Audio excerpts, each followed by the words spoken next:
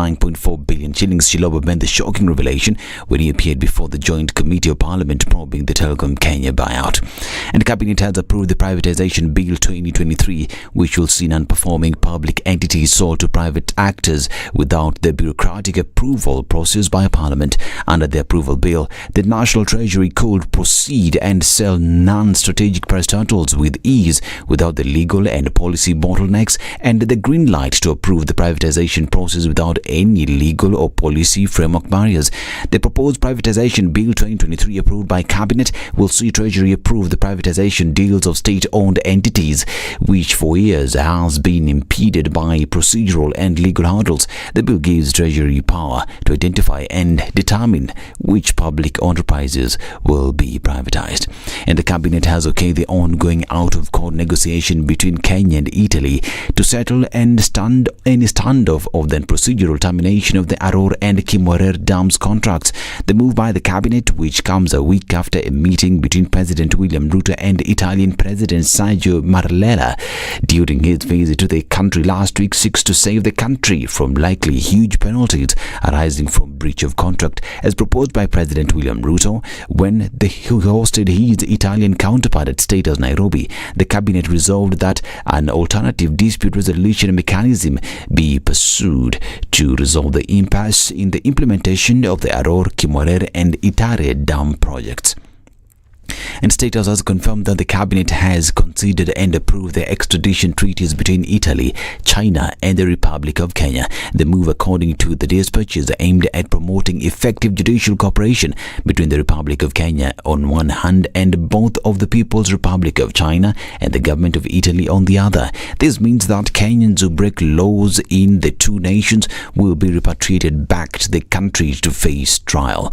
Cases facing Chinese and Italian citizens in Kenya will also be handled in a similar way. The decision is part of President William Ruto's strategy to cement the place of Nairobi as the premier center for international arbitration on the continent. In this regard, Cabinet also considered and approved the policy on alternative dispute resolution.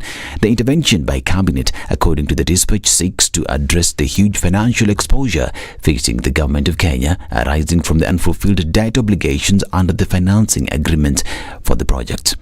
Now, Nairobi Governor Johnson Sakaja has raised concern with the announced protest as announced by Azimio leader Raila Odinga, insisting that the protest will greatly affect economic activities in the city. Sakaja has asked Azimio leader to rethink his decision for the benefit of the development of the residents of Nairobi. His statement came a few hours after Odinga announced that the protest would take place every Monday and Thursday to push for the implementation of their demands. Listen in. Tutakuwa na mgomo na maandamano siku ya Jumatatu na siku ya Alhamisi. Tumesema gharama ya maisha mpaka irudi chini, bei ya chakula mpaka irudi chini, bei ya mafuta na bei ya stima, katakaro ya shule mpaka irudi chini. Pili, tumesema tumekataa Bwana Ruto na wenzake kuunda tume ya uchaguzi peke yao. Now, the Kenya Medical Practitioners, Pharmacists and Dentists Union now says 50 Kenyan doctors in Cuba are living in deplorable conditions, pushing for the exchange program between the two countries to be brought to a halt. This after Kenya signed a health agreement with Cuba in 2017, which saw an exchange program where Cuban doctors would come into the country to help fill gaps in county hospitals. From Kenya as well, at least 50 local health practitioners were put on a flight to the Caribbean largest island for specialized training.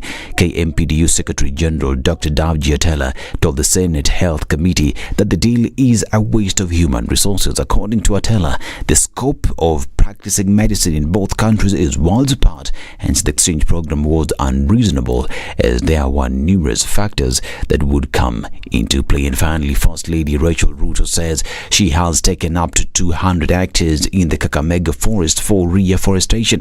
Mama Rachel made the announcement during the marking of the International Day of Forest, saying the move was motivated by a commitment to growing 50 million trees. This is Newswire. I'm Dennis Aseto. Good morning.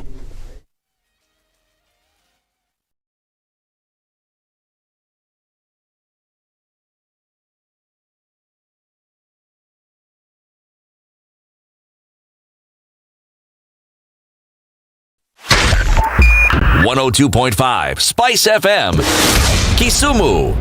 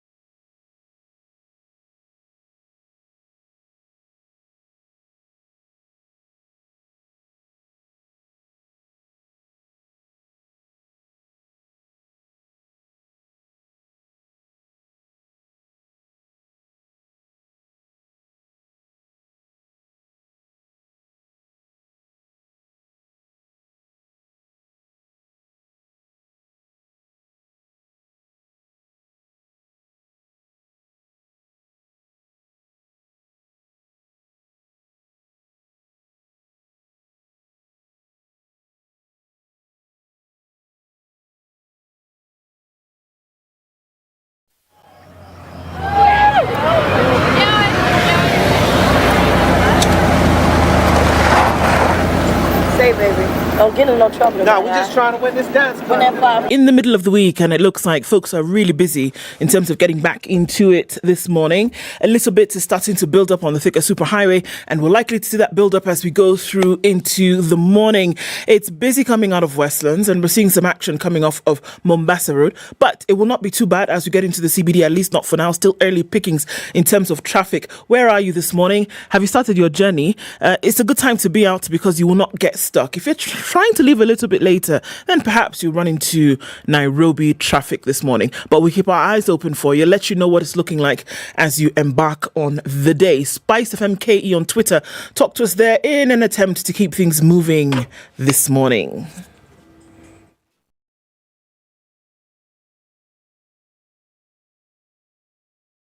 Spice FM. Spice up your life.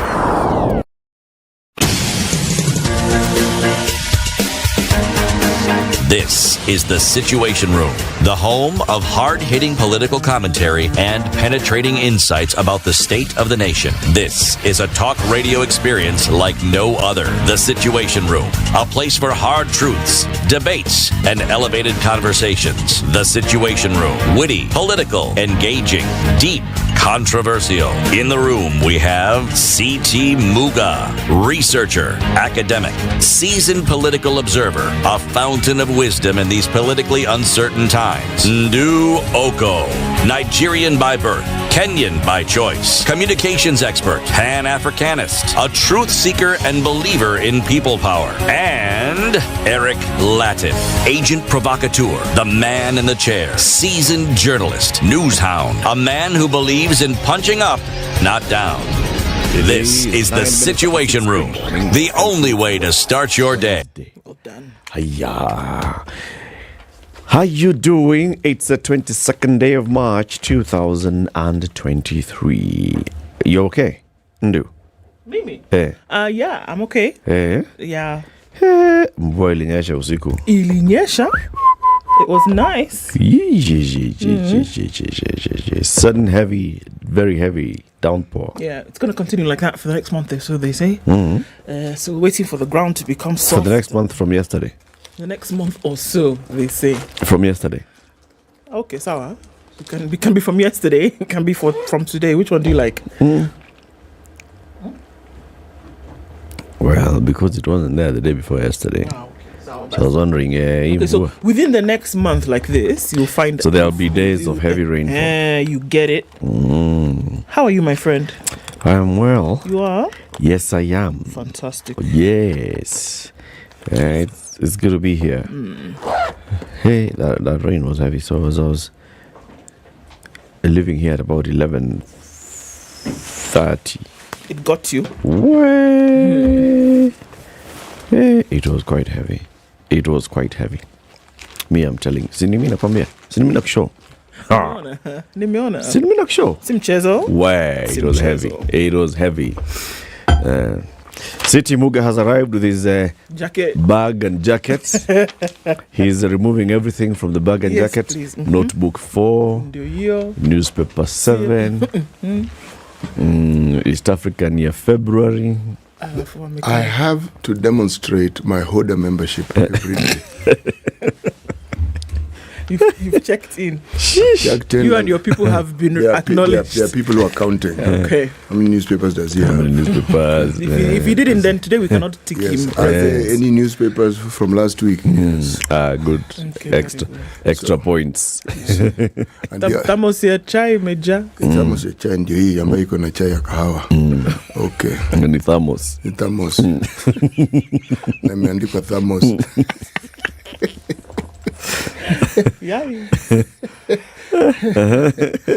So box imekuwa ticked. Swali imeulizwa iko na East African? Iko. That one is just to cover the sins of the whole week. Yes. Amevaa jacket mbili mimi. Na jacket ni mbili. Ni mbili. Yes, kuna ile ya mvua. Kuna red na ile ya pesa. Ile ya pesa. Dual purpose. Saa zingine inaitisha pesa. Saa zingine inatoa pesa. Saa zingine actually inabeba pesa. Hii leo vile imekuwa covered. Imebeba. Imebeba. Kuna vile. Let me tell you what we'll be discussing today. At 7 o'clock, we'll be joined by Cyprian Nyamwamu, who is currently the director of Future of Kenya Foundation. So Cyprian is one of those people who's been in the trenches in push for second liberation, constitution, and all those things. And he has been having some thoughts on what's ailing our system. You know, those people who are pushing for liberation or pushing for changes, and they get to a certain point and they ask themselves, okay, so all this work that we did, Moi went home, higher. The old Katiba went home, higher. Are things changing? Aye. Good question, really. Are things changing? Or are we going to, with every new dispensation, some people must go home?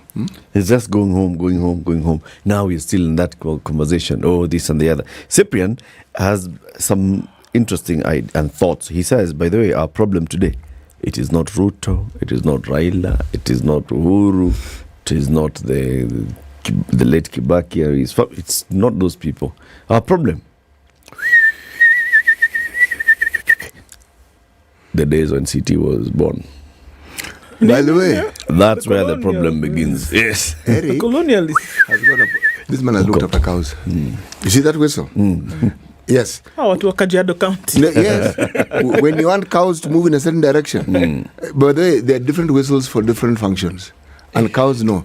You, my friend, you have cow-headed. This is very good. Evidence? No, I know. That whistle is not easy to come by. Wow. Ask any of our listeners to whistle like that and see. You'll hear. There's all for soothing the cows. Yes. Told you.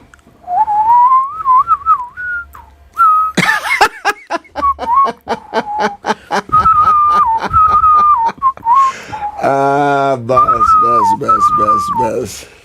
Brother Eric now has decided.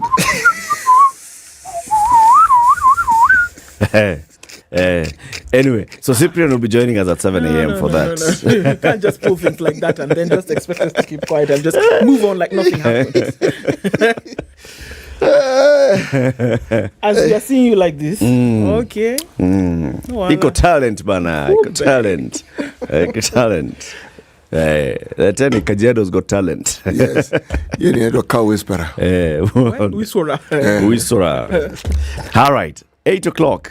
The Secretary General of the United Democratic Alliance Party, Cleopas Malala, has been a very busy man lately. Yeah. You know, he's talking about everything. He's talking about the price of unga, maandamano, political parties. Some political parties he calls just small and they should just come and join the big one and all those things. Today, he'll come and tell us all those things that he's been talking. And we'll start from, okay, now as the Secretary General of UDA,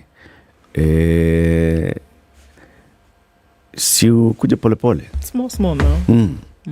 Even the deputy president, who's the deputy party leader, has said, I know the young man is excited. Just allow him. Yeah. So he'll be joining us at 8 a.m. for a conversation. Is there a plan by UDA to take us back into a giant one party? Big one. What's good and what's wrong with that anyway? Okay? Keep it here for that and more. Utatuambia mambo ya ile maneno gani utatuambia? Ulikuwa unataka gani sasa? Si ile huko kuna mvua mingi sijui nini. Mvua imereduce kidogo. Reduce, huh? Yeah. Okay. We're live streaming the show on SpiceFM KE, YouTube and Facebook, 16 minutes after 6. If you're online, let us know where you're tuned in from. Let's take a look at the weather forecast. We'll acknowledge your presence shortly.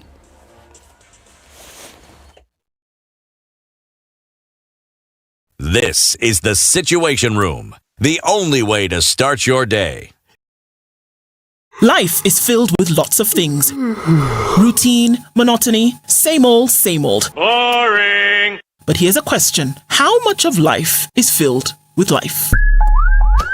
Join me and my co-hosts CT Muga and Eric Latif on the Situation Room from 6 a.m. every weekday and find out how you can awaken your senses and fill your days with flavor and with Minute Maid filled with life.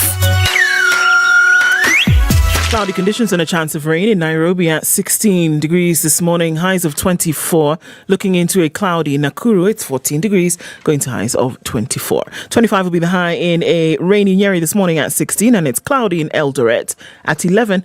We'll see highs of 23. Mostly cloudy at 26 in Mombasa, highs of 31. And through Wednesday, we'll see highs of 31 in a partly cloudy Malindi. It's 19 and clear in Kisumu, highs of 28 and highs of 26. And a clear at Kakamega at 16. It's 18 and clear in Kampala, highs of 27. And we'll see highs of 30 in a partly cloudy Dar es Salaam at 24. It's 14 and clear in Johannesburg this morning, highs of 26 and lows of 12. And light rain in Lagos at 24 with highs of 33.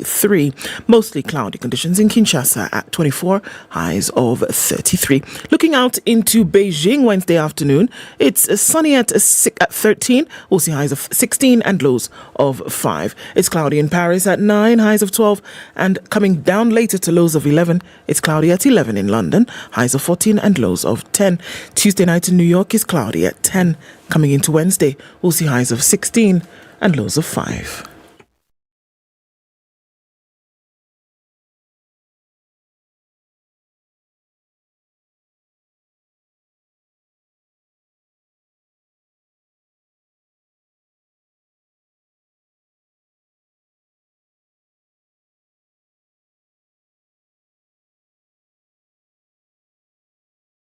Mature, intelligent talk every morning. Spice up yourself. Do like that. Like that. Eddie Oduor is tuned in from Kuru this morning. He says, good morning. And today there's an exclamation mark. So he must be in a good mood. Eddie, he says, I'm glad Baba did not blacklist my favorite radio station for boycott. Yay! Our national problem is not KCB. It's not the Star or Safaricom. It is the political elite who are greedy for power. Eddie has spoken. So, What? this morning he's... Eddie will blacklist you. Dan Mosiah says, good morning to the Situation Room, locked in, looking forward to great conversations. Indeed, here we are. Victor Odhiambo has given us the Taifa Leo. Pressure in Swahili is pressure. Pressure ni pressure bana. Okay. Ujue nini? Uliza nini wewe? Pressure. Pressure Ruto Raila wazungumze. I really like that word. I can never pronounce it, but I like the way it sounds. But you got it right. Wazungumze. Yes. I like the way. Okay. Kwema kwako lakini. Kwema. I heard where were you yesterday? I learned a new word yesterday in Kiswahili from one of the KTN anchors. She said Kwema, and I said, where the hell? She said Kwema. I said Kwema to you too. So there we are. So Victor Diambo says, good morning, guys. Looking forward to a great show. Here's the Taifa Asante Sana. Good morning, Esther. Innocent is tuned in from Roiro. And Also, Evans Nyang says, good morning to you. Tuned in is Simba. He's here with us. Cabras Muchanja specifically is where Morris is. And Henry Malumo is tuned in from Darajani.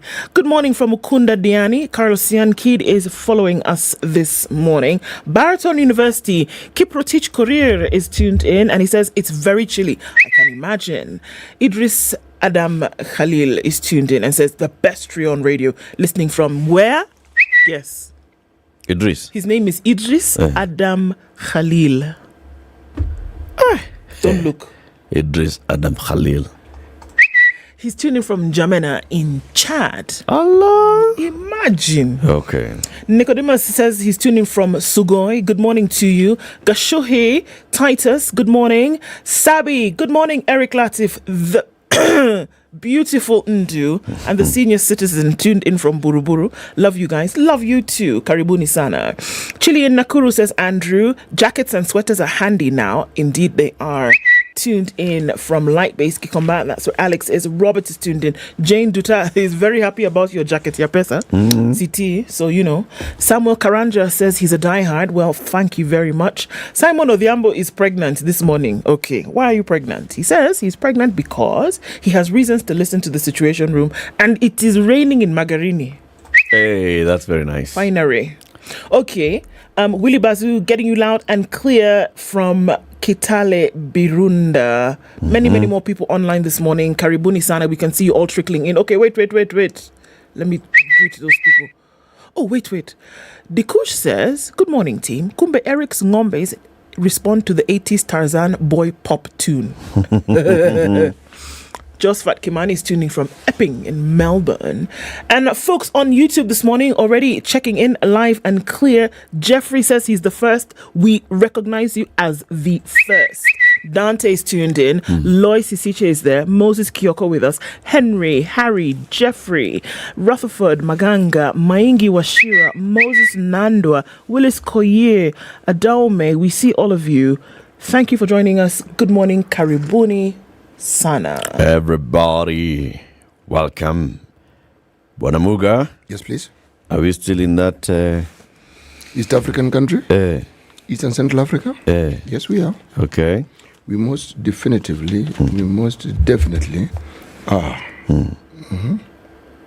Tuendele. Do not say the first thing that comes to your mind. Do not say the first thing that comes to your mind. Yes. If it comes to your mind, think about it first. Yeah, keep it there for a bit. Yes. Let it sit there. Let it simmer. Kidogo. Marinate. Kidogo. Yes, Don't just... what we in Kenya say a little bit. Yeah. Kidogo. Litro. A retro. Bit. Yeah. So thereafter, then you may channel it through your vocal cord and hopefully the rest of the world can hear it. But do not use immediacy in this particular situation. Thought, talk. No. Thought, think. Better. Thought, think. Then, if appropriate, talk. Yes. Okay. It's a good one. Let's look at the headlines, shall we? Let's do that. Somebody's asking me how they say rain in my language. Rain in my language is milielu. Elu is up. Water. Water from up. Mili is water. So milielu is... Water from up. Elu is up. Elu is high. High. High. Elu yes. and Mili. Mili is water. Milielu. Milielu. Majiaju. Majiaju baba. Maju yale. So there you go. All right. By the end of this year, people will be speaking Igbo. Kabisa. At least, you know, you'll be able to string together a sentence or two. We will, eh? Yes, yeah. Milielu. Milielu. Elu Milu. Haba. That's a different language. That's Hausa. See, it's all Nigerian. No, I beg. Okay, wait, let me tell you about the headline. Okay. We'll talk about those language things later. Battle for the hustler's soul is what was on the front page of the Standard this morning. Everybody apparently is battling for the hustler's soul. People who are banging pots and carrying wheelbarrows. Ruto's take, Ryla's take, they're splitting amongst the two. All right, we'll look at that later. There's little to smile about on World Water Day, which is today, just in case you were wondering. Kihika, you know who Kihika is? She's the governor of Nakuru County. Her first name is Susan. Yes, and her first name is Susan. And she could face a jail term over CEC jobs.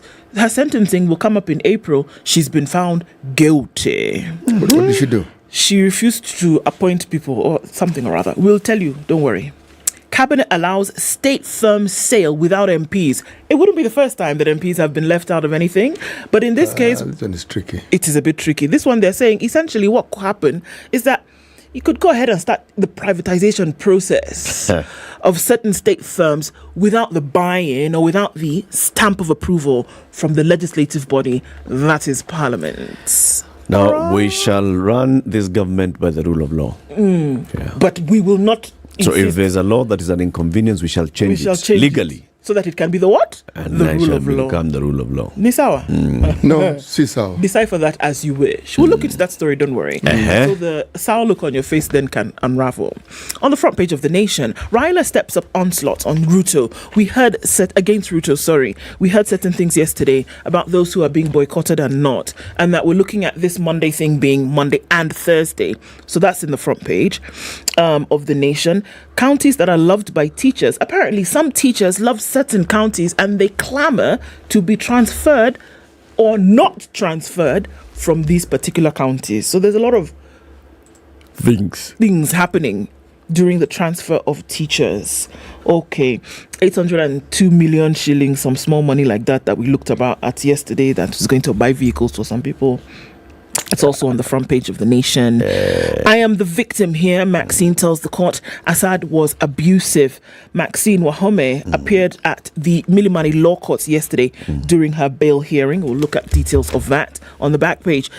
This privatization powers, it's getting the nod, but we'll see. The National Assembly passes revenue sharing proposal, setting up a fight with the Senate. Dun, dun, dun, dun. Okay, sasa Poa. nikwambie ile kitu iko kwa Business Daily. Tafadhali.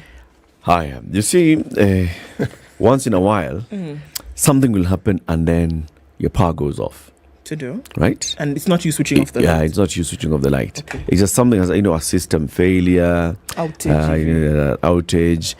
You call Kenya Power and they tell you we have alerted our team, our technicians on the ground. Just wait. Now they have actually realized that it's taking more than 8 hours for Kenya Power to connect its more than 9 million customers back to the grid after a blackout, exposing itself to the risk of renewed compensation claims by businesses for financial losses. This is according to a new report by the sector regulator. The Energy and Petroleum Regulatory Authority EPRA data shows that November 2022 was the worst in nearly 2 years after outages lasted 10.63 hours on average, prompting households and factories to seek costlier alternatives. This unreliability, which explains the growing shift by large power consumers to own generation on solar, shot up from an average of 6 hours in July to peak at 10.36 or 63 in November. So EPRA has just done that and they say, hey, Kenya Power buena. Hey. But this is now a 10.6 on average when this is on average, when there's a power outage because of a system failure here or there. Don't require any visa, land at Oliver Tambo Airport in Johannesburg, South Africa. The likelihood is that there'll be no power by the time you're landing there. Yes. Not because of anything, actually, because there's a blackout. No, because the power has been switched off by the power by the power company. They don't have power. And that's why load shedding. That's why Malema is saying, no way, we can't live like this. Yeesh. So they only get for power. 6 months. They only get power for like 3-4 hours a day in the middle of the night. Amuka piga pasi kila mtu at 2 a.m. You're in the middle of a meeting, steam and you out. Goes. Oh, No, there's a schedule. There's a schedule. They know today. From if you did yesterday, if you receive power from 8 to 2, just know that from 2 to 8 Today is going. it's going. and how did they explain all this? Hakuna generation. There's no generation. Your power. They don't have private- IPPs. Yes, they don't have independent power producers. No. They don't have diesel, Wanasema sasa akina Solar. Malema They didn't wanasema think ahead. wind. serikali imekula pesa ya kutengeneza Thermal. hizo vitu. Now Malema is saying Ramaphosa amekula hiyo pesa.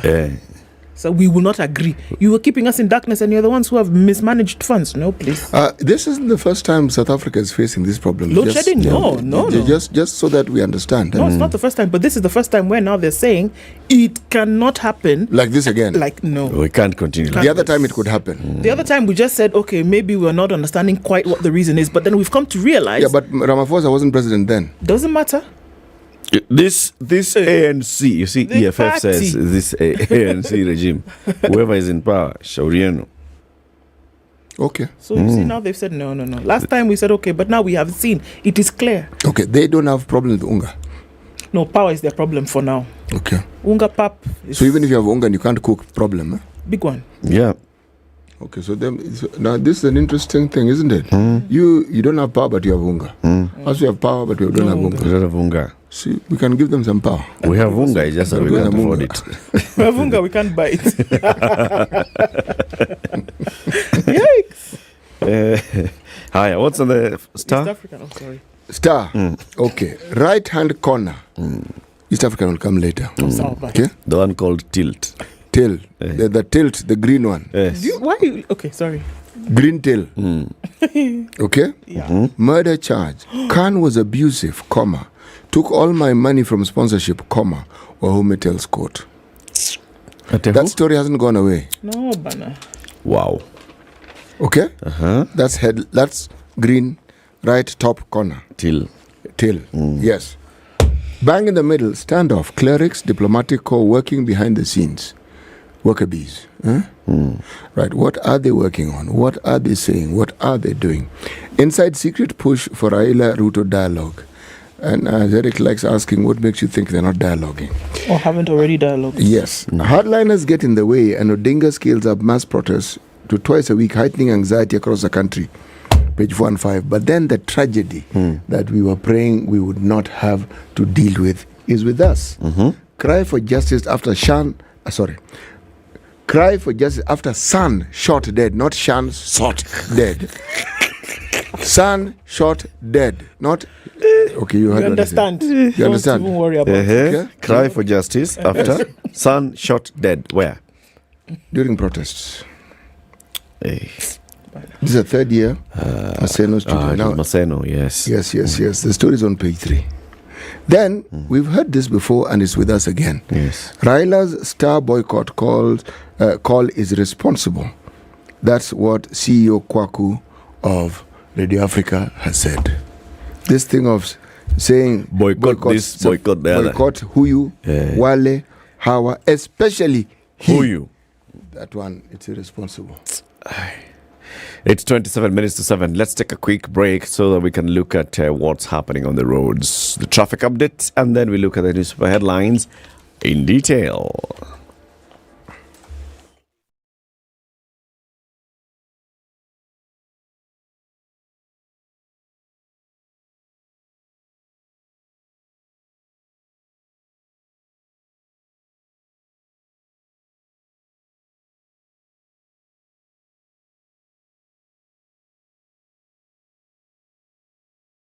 Are you looking for your dream home or the perfect plot of land to build on? Look no further than Digger Real Estate, the e-commerce site for all your real estate needs. From cozy apartments to sprawling estates, we have a wide selection of houses for rent and for sale. And if you're looking to build from scratch, we have prime plots of land available for purchase. Don't settle for anything less than your ideal home. Head to realestate.digger.co.ke today to start your search. Digger Real Estate, where your dream home becomes a reality. Can you dig it? Life is filled with lots of things. Routine, monotony, same old, same old. Boring. But here's a question. How much of life is filled with life? Join me and my co-hosts CT Muga and Eric Street, where in the middle of the city, a little bit of traffic is building up here and there. It's not too bad. We have to look for the street signs, probably, to know exactly where you are. In the CBD is where most of the action is coming into this morning. Some of it coming off of Survey on the Thika Superhighway. Quite a lot of it, actually. And it's inching closer and closer to the city. It looks like it's going to be a busy day on the highway. The service lanes are looking good, so you might want to think about using those right now. It's not too bad on Kiambu Road, but from all the indications, it will be. So now is the time to do what? now is the time to leave or stay, whichever way we want to look at it. It's busy on Naivasha Road, and it's going to connect with Gong Road, coming out then towards Gitanga, James Kishuro, spilling over towards Wayaki Way. That's about to be crazy. The Mombasa Road is actually not too bad. Coming off, then going towards the Nyeri Stadium roundabout, you should be all right. We're going to see a hold up right around Haile Selassie at some point. Not looking too bad on Jogo Road, but Landis has already started to build up at this time. Busy there on the Eastern Bypass coming in from North Airport Road, touching on Outer Ring. In that direction, traffic has also started to build up. It's a busy Wednesday morning, folks. Where are you right now? Let us know if in case you find a good route that folks can use, and we'll spread the word. SpiceFM KE on Twitter. Are you ready? Okay. Spice FM. Mature, intelligent talk every morning. Spice up yourself.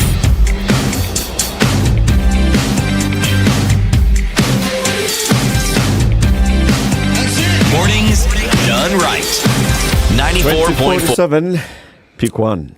The TSC has revealed teachers seeking transfers that teachers seeking transfers love most. Nairobi, Mombasa and Kajiado counties are a hot favorite for teachers as 36,277 apply for transfers, according to the TSC data. Nairobi City County is the most preferred region by teachers seeking transfers following a move by the government to implement the de-localization policy. Official data from the TSC is showing. So nationally, over 36,000 teachers applied for transfers between November last year and January 31st this year, according to this data. And of these transfer requests, 14,000 were matched to their preferred destination, while 21,000 are still pending. So you've seen that during this period, just under 2,000 teachers applied to be transferred to the capital city against 76 who preferred to be transferred out of Nairobi. You get it? Yeah. So, I mean, it's more than, I don't know how many percent that is, but you have more people wanting to come in than you want that People want to go out. leave. All right. During the same period, 45 primary school teachers left the capital, while only one secondary school teacher left. The highest number of primary school teachers, 1,336, applied to be transferred to Bungoma County, but also 1,000 wanted to be transferred out. So you can see where in Nairobi, 70 want to leave. 1,000 want to come in. In Bungoma, 1,000 want to go, 1,000 want to leave. So it kind of balances out. Allah. Yeah. So the deal to reverse the de-localization policy is contained in the principle, in the non-monetary collective bargaining agreement. Remember when teachers were clamoring a couple of years ago and they said, oh, well, do a little bit more for us. They said, okay, this is what we're going to do for you. Yeah. We're going to give you paternity leave, we're going to give you an extended maternity leave, but we're not going to be able to add in no money to you because guess what? We just don't have it, folks. Yeah. So one of the things that they brought up was that, you know what, then allow us to go closer to our homes. Don't have a teacher who is from Bungoma and then transfer them to Kilifi. So the de-localization program then was set up. But it's interesting that even with this data, you see that Nairobi, Bungoma, Kitui, Kiambu, West Pokot, Kajiado, and Mombasa are the most preferred counties for teachers to go to. The less preferred... So I can see the others. There's the big city, Nairobi, big city of Mombasa. Yep. Kajiado for proximity to the big city. Yeah. Kitui. Explain Kitui. Kiambu is so Okay, close. Kiambu is the proximity. Right? Explain Bungoma and Kitui. Explain Bungoma and Kitui? I don't know, actually. And West Pokot. And West Pokot. Yeah. Most preferred, right? The hardship. Hardship. Not hardship Sorry? allowance, really? Uh-huh. I don't know. I don't know that it would be. Because in the same almost tranche, then you have that the least preferred are Turkana, Mandera, Laikipia, Wajir, Lamu, Nyandarua, and Marsabit. So it's not like hardship allowance. No, it's that not. People are going after. So what is it about Bungoma? What's happening in Bungoma that would attract teachers to want to go there? And the same teachers who want to go there want to leave. Others want to leave. Yeah, in the more or less the same numbers, that it strikes out the thing. So it remains balanced in that sense. All right. They have generalized and just said teachers. If you desegregate this thing, and you get granular, you would then have to ask, when you look at these teachers, the individuals, let's look at the background. Where do these teachers come from? And why is it that there's this preference? Because we can't answer this directly, so I have to ask, maybe where they come from will give you an indication as to why they want to go wherever it is they want to go. Okay. Some people may not want to go anywhere near where they originally came from. Some people may want to. So, which is it? And then also, you need to look at probably the demographics of the number of teachers who are trained and who come from that particular area. The county government, if you ask me, Eric, would be the pull. When you have a county government, as we've had for the last 10 years, county government, the resources that they have changed the landscape of these regions. So yes, it may be a hardship area, but it isn't as hard as it originally was.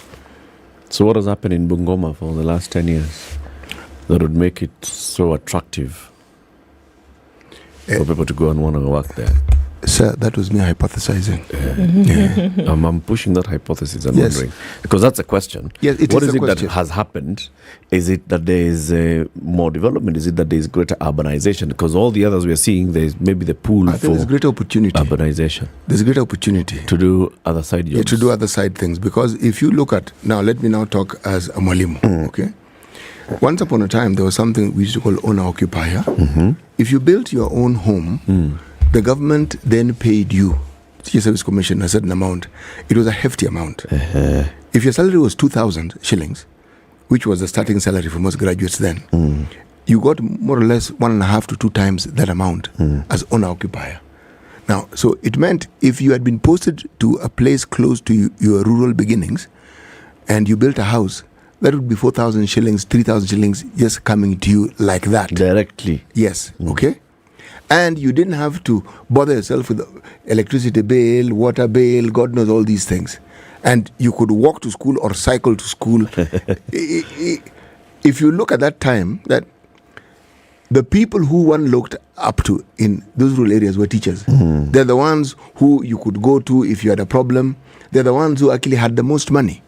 Because the teacher, unless you are going to a hardship area, what you are paid in Mombasa is the same you would be paid in Nyeri if you're a teacher. So I'm simply saying there was a benefit then.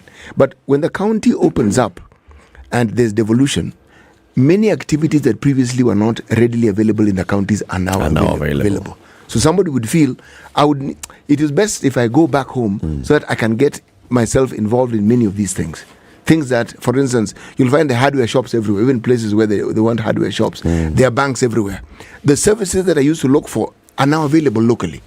So why would I want to go specifically to a big town? I can go back home and I'll still get the same services. And life will be easier to manage, albeit cheaper. My hypothesis. Your hypothesis makes sense.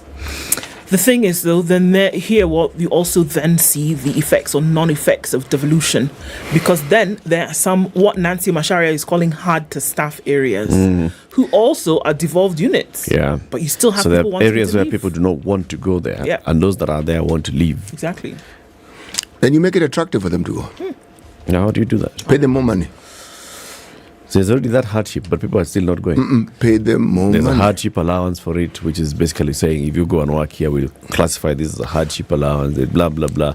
You get extra. I think you've raised the all-important question. Why don't they want to go? Does the article feature that? Yeah.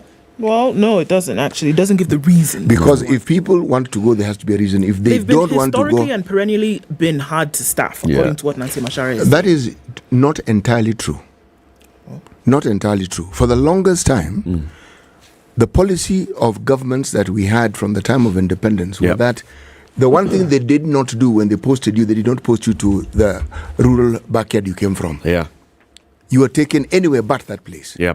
So people were, these far-flung areas, why do you think the hardship allowance came in? Because people knew they were far-flung and resources were scarce. Yeah. People went there and they worked there. Yeah. Yes. The issue, though, CT, is that even those that are posted there, as soon as they land there, they are applying for a transfer. And Whether you pay them money or not. Those that are asking now, you're told, okay, so you're due for a transfer. Where would you like to go? It's not a preferred place to go to.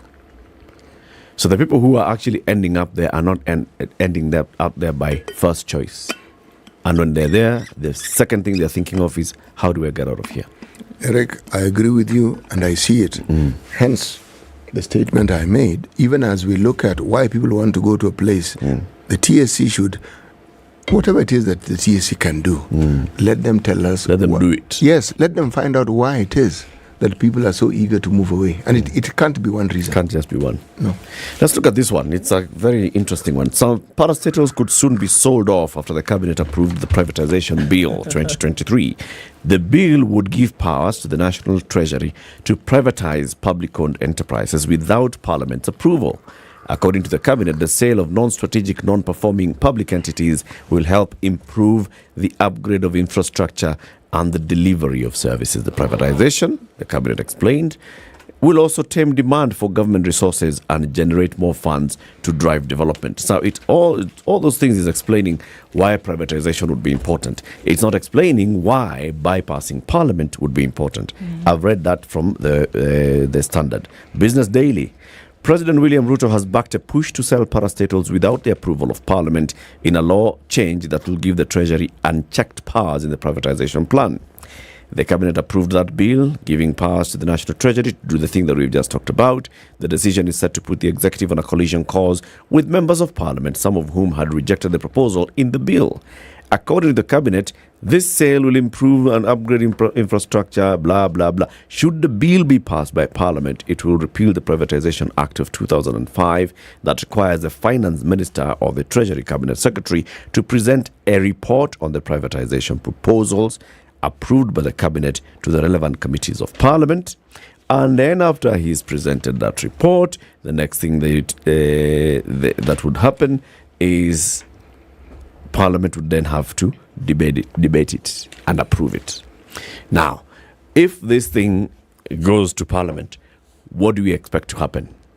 Because Cabinet has said, yeah, right, this is a good bill, it's a beautiful bill. Bill becomes act after it has gone to Parliament, and Parliament has passed it and brings it back to the President for assent. What do you expect is going to happen in Parliament on this one? This I want to watch. There are things I predict very quickly and very readily. This one I want to watch. And while watching, let me say this. If they are sent to this bill, okay, my view of Parliament and everything they do will now be etched and stuck. I'm telling in your mind and in the minds of everybody who has ever heard you say. It'll be it. From that point onwards, I will. There will be no variety of what it is I think or what I have to say. They'll have confirmed my very worst fears. So I am waiting. This one will be an interesting one to see. So Parliament sat back, and we've heard members of Parliament coming here and explaining away why the military has been sent to the north to fight insurgency, whatever you want to call it, without having to go through Parliament first. Oh, it's an emergency. Oh, they're not really working as military. They're working as police and the military and the police. Oh, this and the other. Now, this one.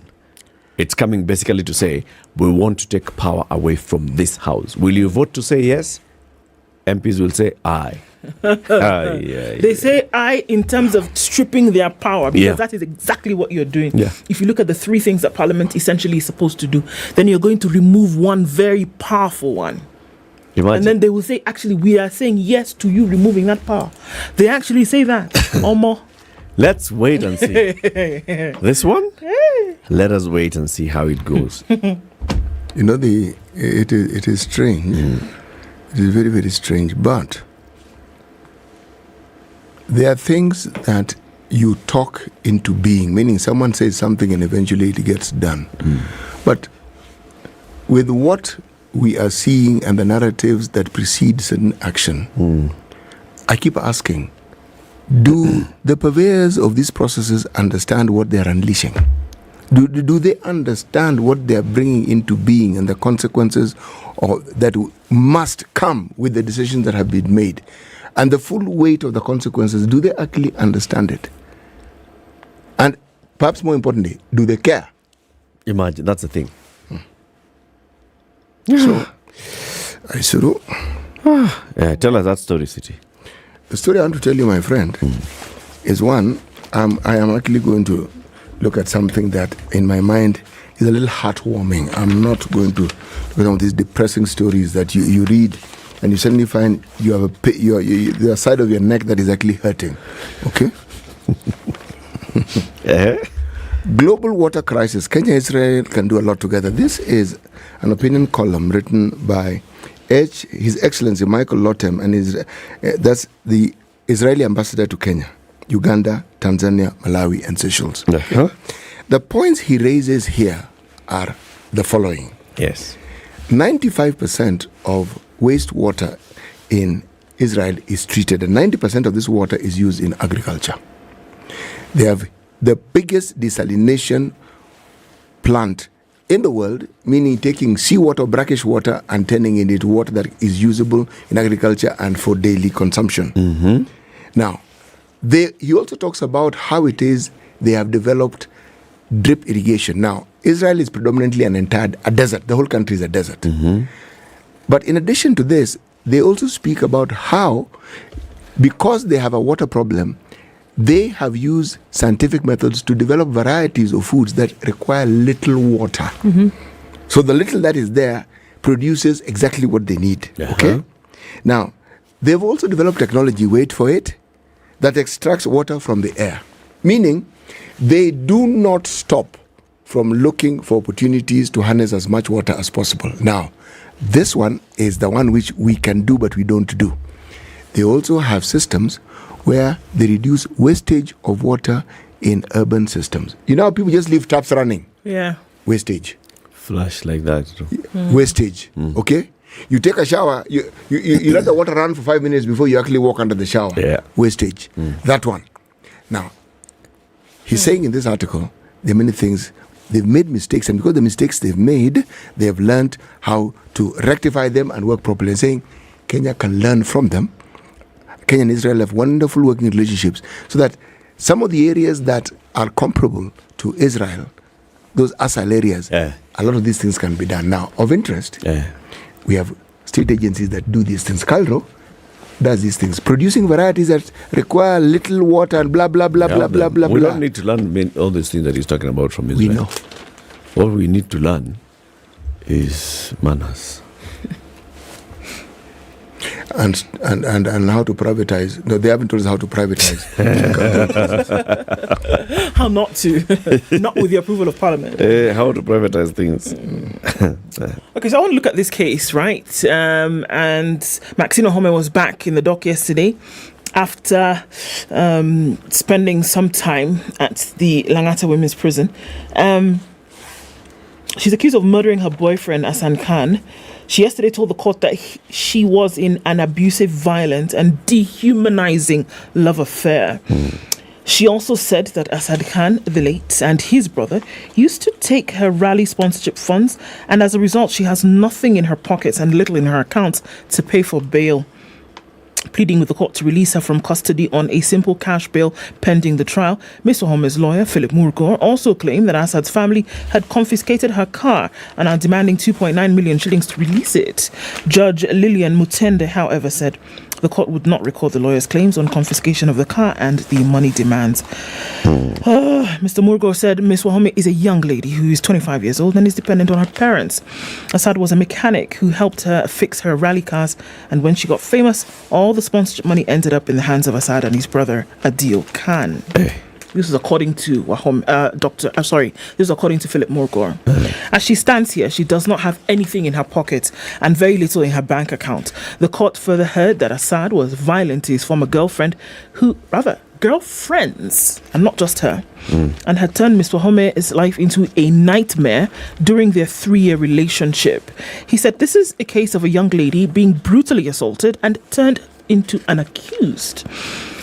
He stated that Ms. Ohome met Assad when she was 22 years old and worked as a nursery school teacher at a nearby school. He later introduced her to rallying. Murgor said Ms. Wahome was a victim of gender-based violence and that Assad died after injuring himself following a scuffle at their house on the night of December 12th, 2022. He said Assad was drunk and yelling at Ms. Wahome to leave the house on the day of the incident. He said evidence shows no guilt on the part of the accused. On their evidence, one of the documents provided to court is a report from the Nairobi hospital showing that Khan was so impaired to be in control that no one can die if he had an underlying health condition. Right. He was drunk, said Mr. Murgor. The senior counsel also stated that one of the intended prosecution witness, Chemtai Chepkorir, a neighbor, said in her statement that on the faithful, she heard a woman crying as Assad was yelling at Mr. Home to leave the house immediately. So at the end of all of this, the question is that Mr. Home will remain in custody until they receive a pre-bail report before it can set a date to determine her bail application. The case will be mentioned virtually on the 27th of March. It's a sad story. Very, very sad story. Let's see how it unfolds. So this is one side, of course. Now this is coming from Wahome's lawyers, Philip Murgor. We'll hear also when the prosecution speaks, and maybe they invite witnesses who will be speaking for Khan and what they have to say about Khan himself. Heish. So this issue of Telkom Kenya, a private equity fund called Helios. Helios is an international private equity fund. It has invested in various other companies in Kenya, okay, that are not government owned. So, okay. Then Helios, through Jamhuri Holdings Limited, decides they want to divest out of Telkom, and they were asked why. The Mdosi of Helios, a director of Jamhuri Holdings, called Paul Cunningham, wrote a letter dated March 20th addressed to the office of the Clerk of the National Assembly explaining why. He says, so this is what happened. One, the government, which is their partner in Telkom Kenya, proceeded to unlawfully expropriate prime property of Telkom Kenya situated along Ngong Road, measuring some 79 acres and valued at some 10 billion shillings without telling who? Their partner. So one day, the balance sheet of Telkom Kenya reads assets, land, 10 billion shillings, wapi, pale Ngong, or how many acres? 79 acres, Telkom, pale Jamhuri. Okay? Next thing, this thing is not part of Telkom Kenya assets. How? The government decided to remove it from Telkom Kenya assets and put it into elsewhere. Into this elsewhere. So suddenly the balance sheet for Telkom Kenya is not balancing. So this asset of 10B has moved. Helios is like, excuse me. What is happening? What is not happening? Yeah.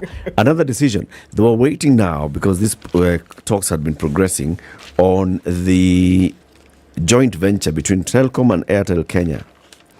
Another major factor prompting the exit of Helios. Documents show that what had been expected from this joint venture arrangement would have scaled down the need for further capital injection by Jamhuri Holdings into Telkom Kenya. They were looking at it, okay, so if we get into a joint venture with Airtel, we don't need to put in money because these guys already have substantial capital in it, blah, blah, blah, blah, blah. So we just come in and we provide what we have.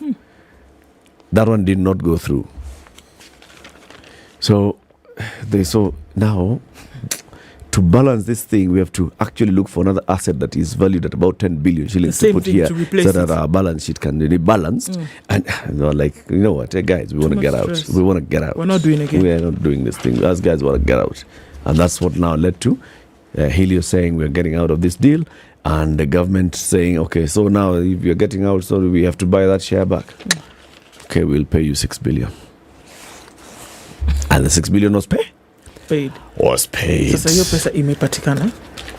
Because remember the issue was hii pesa imeenda wapi? There's still so many questions to be asked here, but clearly there are issues that are happening around Telkom. For example, now, who holds these 79 acres of land? It's a government through what entity? What was the reason behind hiving it off the assets of Telkom Kenya? Because Telkom is actually, a lot of Telkom is real estate. It's like hiving land from Kenya Railways. Kenya Railway is real estate. Yes. Or hiving land from East African Portland Cement. You'll see privatization bill. Portland. People will not be buying a cement company. Kenya Port Authority. Land. Also.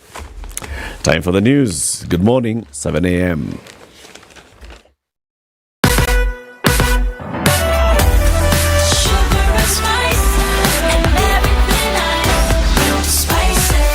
Spice up your life. Good morning, this is Newswire. I'm Dennis Aseto. Nairobi Governor Johnson Sakaja has raised concern with the announced protest as announced by Azimio leader Raila Odinga, insisting that the protest will greatly affect economic activities in the city. Sakaja has asked Azimio leader to rethink his decision for the benefit of the development of the residents of Nairobi, further stating that his office will take action on those who wreaked havoc in the city. We cannot afford situations like what we saw. We cannot say that it's acceptable. It is not right. We collected less than half of our revenue, 30.3 million. Daily we're supposed to be hitting 77 to 80. If that happens weekly, we cannot sustain. His statement came a few hours after Odinga announced that the protest would take place every Monday and Thursday to push for the implementation of their demands. Tutakuwa na mgomo na maandamano siku ya Jumatatu na siku ya Alhamisi. Tumesema gharama ya maisha mpaka irudi chini. Bei ya chakula mpaka irudi chini. Bei ya mafuta na bei ya stima, katakaro ya shule mpaka irudi chini. Pili, tumesema tumekataa Bwana Ruto na wenzake kuunda tume ya uchaguzi peke yao. Meanwhile, Azimio through Kenya leader Martha Karua has distanced itself from vandalism experienced during the protest, accusing the government of hiring goons to hijack the exercise. The goons are owned and hired by the government through their party UDA. The moment you see people saying, because the other side has given a notice for demonstration, we have a counter demonstration. That's euphemism that we will meet you with goons. And thousands of employees at Telkom Kenya could lose their jobs as the government has threatened to withdraw the firm's license. Communications Authority of Kenya CEO Ezra Chiloba says the state agency will not renew Telkom's license owing to its huge debt burden amounting to 9.4 billion shillings. It means is that when Telkom Kenya comes under review for a new license, which is due next year, most likely the authority will not grant that license. These are major regulatory issues that we are concerned about. When I talk about 9.4 billion, at the time we wrote the letter to National Treasury, it was 7.2 billion. But the date has since escalated. So if American Tower decides to shut down Telkom, it means the customers of Telkom Kenya will not be able to receive the service. And Cabinet has approved the Privatization Bill 2023, which will see non-performing public entities sold to private actors without the bureaucratic approval process by Parliament. Under the approval bill, the National Treasury could proceed and sell non-strategic parastatals with ease without the legal and policy bottlenecks and the green light to approve the privatization process without any legal or policy framework barriers. The proposed Privatization Bill 2023 approved by Cabinet will see Treasury approve the privatization deals of state-owned entities, which for years had been impeded by procedural and legal hurdles. The bill gives Treasury power to identify and determine which public enterprises will be privatized. And the Cabinet has okayed the ongoing out-of-court negotiation between the Kenya and Italy to settle the standoff over the unprocedural termination of the Aror and Kimorer dams contracts. The move by the Cabinet, which comes a week after meeting between President William Ruto and Italian President Sergio Mattarella during his visit to the country last week, seeks to save the country from likely huge penalties arising from breach of contract, as proposed by President Ruto when he hosted the Italian President at State House Nairobi. The Cabinet resolved that an alternative dispute resolution mechanism be pursued to resolve the impasse in the implementation of the Aror, Kimorer and Itare dam projects. And State House has confirmed that the Cabinet has considered and approved the extradition treaties between Italy, China and the Republic of Kenya. The move, according to the dispatch, is aimed at promoting effective judicial cooperation between the Republic of Kenya on one hand and both the People's Republic of China and the government of Italy on the other. This means that Kenyans who break laws in the two nations will be repatriated back to the country to face trial. Cases facing Chinese and Italian citizens in Kenya will also be handled in a similar way. Now, the Kenya Medical Practitioners, Pharmacists and Dentists Union now says 50 Kenyan doctors in Cuba are living in deplorable conditions, pushing for the exchange program between the two countries to be brought to a halt. This after Kenya signed a health agreement with Cuba in 2017, which saw an exchange program where Cuban doctors would come into the country to help fill gaps in county hospitals. KMPDU Secretary General Davji Atela now says that the deal is a waste of human resource.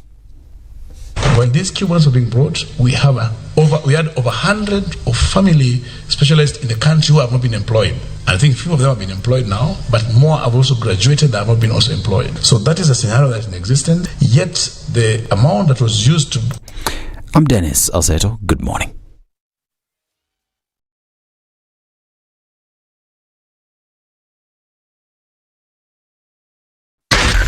SpiceFM, Nakuru. There's a bit of a drizzle in the city, and with a bit of a drizzle comes a bit of traffic. It's heavy on Sugar Road this morning, heading out towards the city. Landis Road is also starting to pile up. In and outbound traffic continues, going out towards Kamkunji, and then we have some traffic on Haile Selassie. A little bit coming in from Gong Road. It's going to be pretty busy as we're looking at it now. Heavy right around the junction, and even before that. Also looking at some of it then coming off Thika Superhighway. Okay, not some of it. It's a lot of traffic, and it's crazy. Okay, we're looking at it coming in all the way from Roiro at the junction, in from Githurai, well in from Kiambu County, Thika Town. So the Thika Superhighway, service lanes maybe will provide some relief, but you're going to be stuck in this for some time. If the rain keeps coming down, it's going to slow down more. Also looking at traffic on the northern bypass, Runda, and then in through towards Limuru Road. Busy traffic coming out of Westlands on James Gishuru. Heavy, seeping in on to Wayaki Way. So we are in traffic hour. It's early, but we're there. Let us know what's going on this morning where you are. SpiceFM KE on Twitter.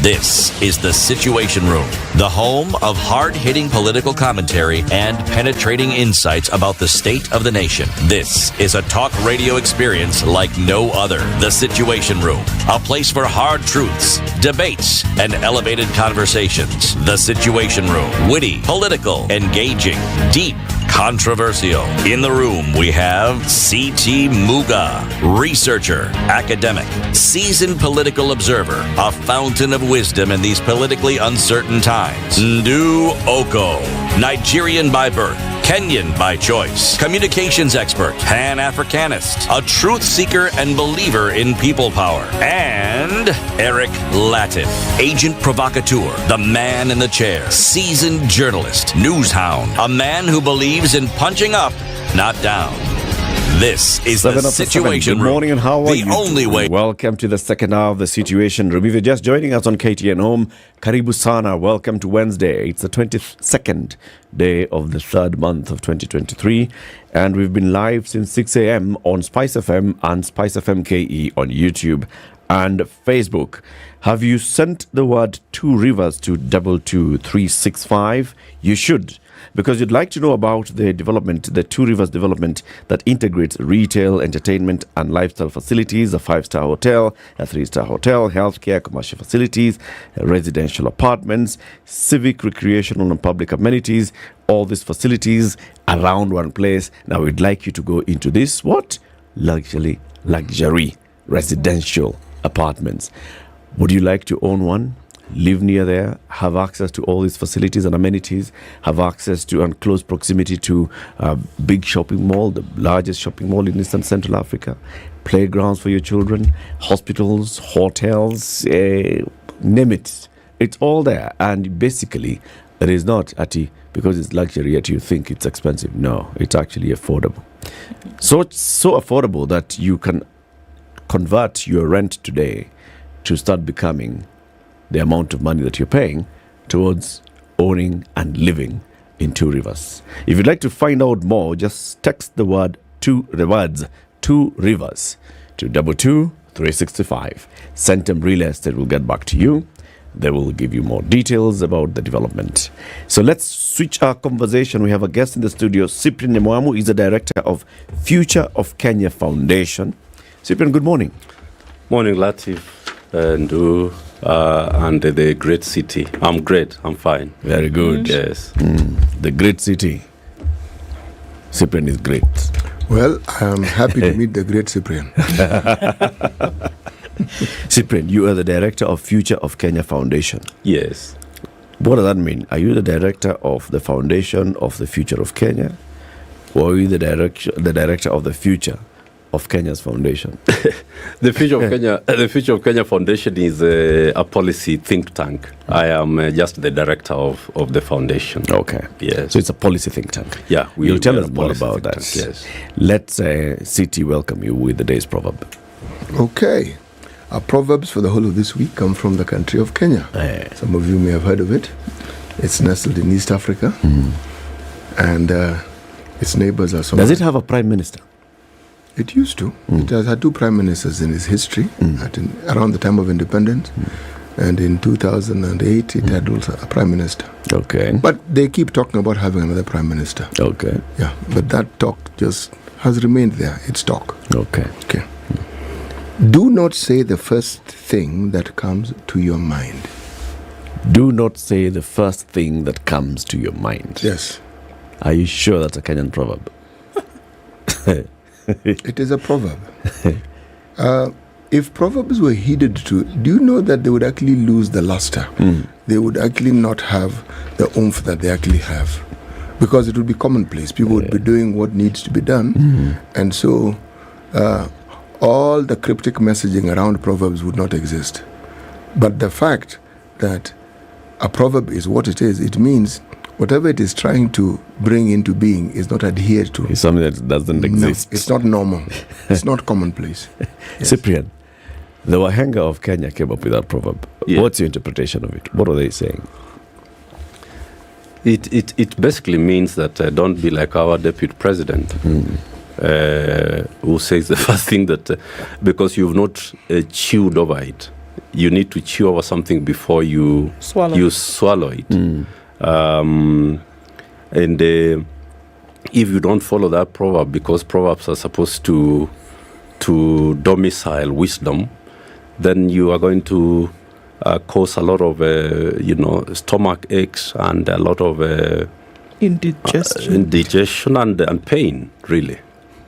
But I really have to ask, at what point do you demarcate between somebody who shoots straight from the hips and someone who speaks their mind and someone who doesn't think before they speak? How do you decide? Yeah. Which is which? Then you can use Kibaki and contrast him with the deputy president, because Kibaki used to speak his mind, but he rarely used to speak on anything. He used to hear something and they would stay with it for a few weeks, sometimes months, until people would start asking, is the president still in the republic? And when you see him next in a function, he behaves like he has even forgotten the papers he had written on, and finally he says what he wanted to say. But was that not a factor of his that was predetermined by his predecessor? Because his predecessor didn't lose any opportunity to speak. Spoke on everything and every subject. And that was problematic. Again. Was he speaking his mind, or was he speaking before thinking? Exactly. And if you say it's problematic, for whom was it problematic? Because the history that followed when we had a new president, the question was, why aren't we hearing him speak? His mind is too quiet. So his hands off, everything off. Yes. Some of these issues bring about dialectical questions. You wonder now, which is which? Is it this or is it the other? Is it the other? Anyway. Eric? Cyprian? Yes. So, in this think tank, what exactly do you deal with? What kind of policy issues do you focus on? We believe that the political economy rests on 5 pillars. It is about the economy itself. It is about the institutions that we have established. It is about the policies and laws that we've put in place. It goes to the social processes like our education and our service provision. And finally, it deals with the international component of it. So we study those 5, and we advise institutions that listen to us, and those that have listened to us have not done badly. They have done well. So everybody should be advised to listen. to you? We would urge them to listen because we spend time and apply the tools that are useful. Yes. There's an article a post that's been doing the rounds on social media, and this has come from your Facebook page that's been shared around, where you say Kenya's problem is not Ruto, it is not Raila, it is not Uhuru Kenyatta or Kibaki or Moi before them, it's not even Mzee Kenyatta. It's the system and foundations that the global imperialist capitalist system established more than 130 years ago through a company called the Imperial British East African Company. Kenya is still a company. Recently, Rigiji said the winners of elections are the owners of this company. Can you imagine the audacity? The deficiency with Ruto and these political power wielders or barons we have listed above is that they know the solution, but they do not want to deliver the solution. Why? Because they benefit from the prevailing system, and you're calling this system deprivation, oppression, pauperization, and exploitation. Dope. It's a system that dopes us. Something that dopes you, first of all, makes you feel like it's a great thing. But once you're hooked, you don't easily come out of it. And it is dope because it obfuscates, it covers up. You don't see what is inside. And that has been so for many years, at least for Kenya. And it is devastating. The problem is that the system has educated all of us not to actually see why we were educated that way. And the outcome, you will see at the end of that article, the outcome is that we are a big supermarket. And all that remains that we produce here is for other people. A few years ago, about, I think 8 years ago, we were looking at the first classes, the people who did first class in our universities here. Very few of them are in the Republic of Kenya. They have all gone to, like my year mates, some of them are lecturing in the University of Leeds, others are out there in Stanford and everywhere else.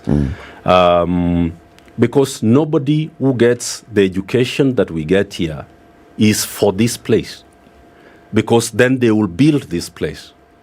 So this is a country, and I'm sure it is similar in a lot of African countries, Nigeria, wherever you go to.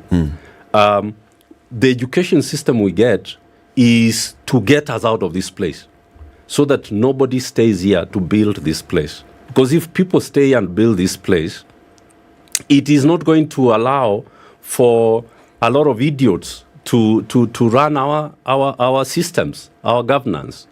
So when you look at Are those Kenya, idiots the product of the same system? I'm talking about a lot of them are products of the same system. And the people who have stayed here and who are in charge of government and in charge of the system like it the way it is because they benefit directly from this system. But it doesn't benefit the people of Kenya. So if it goes on like this, it will take years.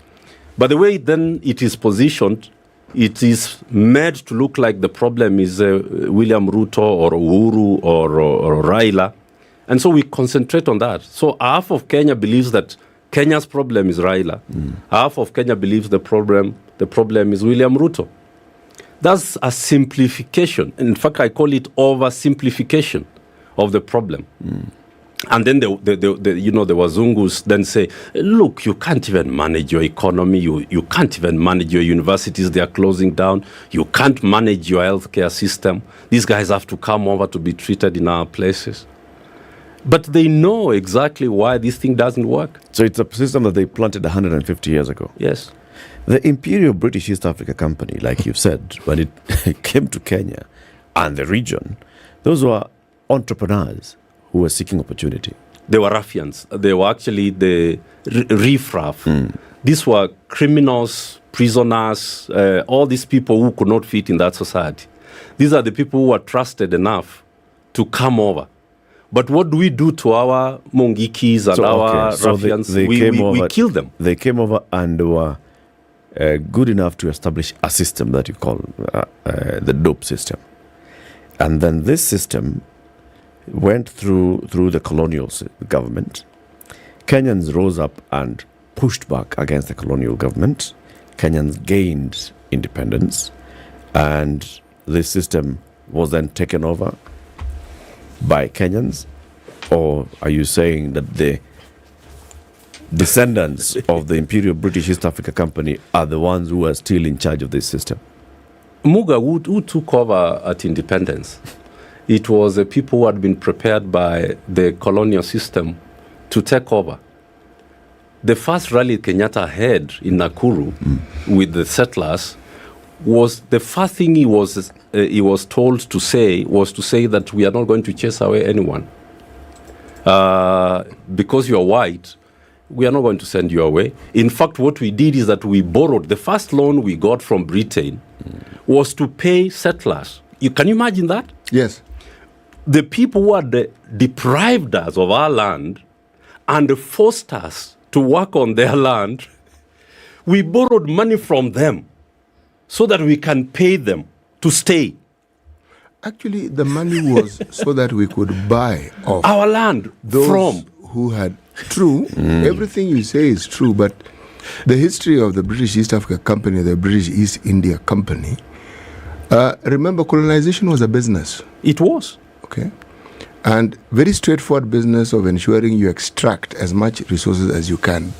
The partition of Africa, all that, that's what it was for. A simple, straightforward extraction of wealth so that the countries that were extracting could benefit. Sure. And there are those who've argued that the West was built on this very same extraction. Then they threw in slavery just for good measure. But remember, those are things they had been doing among themselves for the longest time. So it's like they practiced in themselves, then crossed the seas to come to us. They had honed. Yes. Now, what the British East Africa Company did, whatever charter they had, because remember, these charters were given by the sovereign, the queen, king, whoever it is, who was the omnipotent leader of that particular establishment.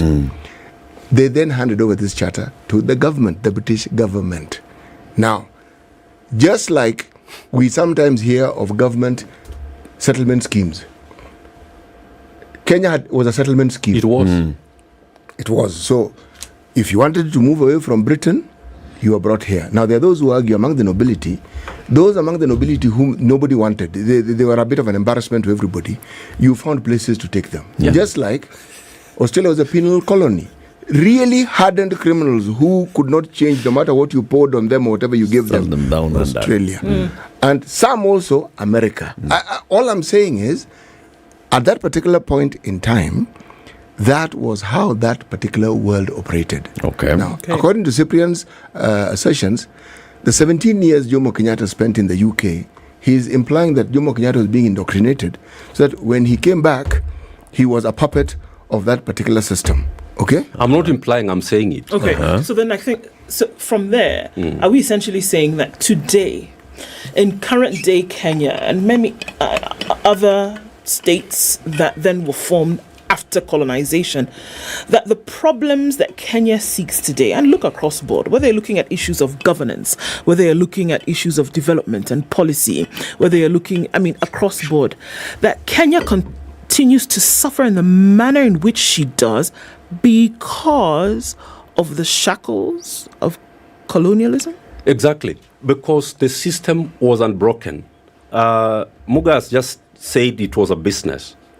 That's why they built the railway. The railway was supposed to pay for itself and extract and move things out. That hasn't changed. This was established, and there's something Muga should have added, that Kenya was one of the 3 settler colonies in Africa: Kenya, Zimbabwe, South Africa. In those 3 settler colonies, the vision was actually that they were not going away. That's why in those 3 countries, you see that there was actually military intervention. There was violent resistance for these guys to be pushed out. And so the way the economy, if we can talk about those three, the way the economy, the education system, the healthcare system, everything was set up, it was set up to ensure that even when the whites have left, we're only going to get flag independence. But the economy and the productive system was going to continue to benefit. So in political economy, there's what we call the periphery of capitalism, and then there's the core, or the center of capitalism. So the way it works is that everything that we produce here of value is supposed to go to the market in the core of capital. Coffee, those mamas who pluck coffee in Nyeri don't take coffee in the morning for breakfast. Why don't they take coffee? Because they only harvest beans so that they can sell the beans. All right? They don't have machines to grind coffee and use it. They pick coffee. They are paid a little bit of it. They sell everything. That happens for tea. That happens for pyrethrum. That happens for flowers that we produce here. That happens for the brains that we produce in our universities. That happens for our minerals. That happens for our oil in Turkana, whatever's in Tana River. Can I interrupt you? I'm listening to the trajectory of your thought process. So are you saying that we are in this hopeless vortex where we are perpetuating exactly what the colonialists brought in, and that those whom we have in leadership are the ones who are now doing the very same thing? They're nyaparas. Okay, now. I don't know what we call nyaparas in English, but in the tea estates... They're the supervisors. The supervisors. Their work is to ensure that the natives do not revolt against the system. So they're just enforcers for the system. They are enforcers. Really? Are they aware that they're doing this? Or they know very well. They are unconscious? so aware that they actually receive a payment for that. From whom? From them.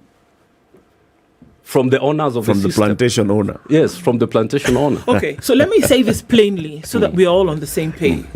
What you're saying is that in countries whereby colonialism happened, right?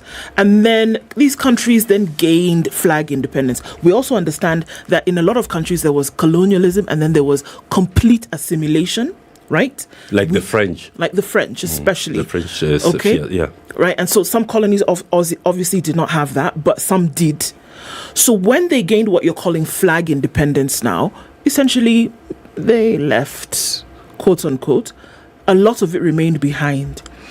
So we are saying that even going through the electoral process of voting and putting in a leader is still until today very much controlled by these colonialists still. 100%. And they are putting the people that they want in office into office, and they're receiving a stipend. It must be pretty. They're receiving a stipend for perpetuating their governance policies in these countries till today. Massively. Let me tell you, our military is still colonial. Even our Africa Union that we pretend that we are having Africa Union at Addis, 83% of the budget is foreign funded. You understand? In fact, the moment all our 55 presidents arrive for the AU in January, they are paid $50,000 cash on the spot as the allowance for attending those meetings. By the AU? Quote unquote by the AU. Okay. But all that is money that is coming from the Japanese, from the Americans, from the Chinese, from the Germans. The Germans, so they have specialized. There are people who are in, medicines and bio. There are others who are in security like the Americans. There are others who are in technology and all that.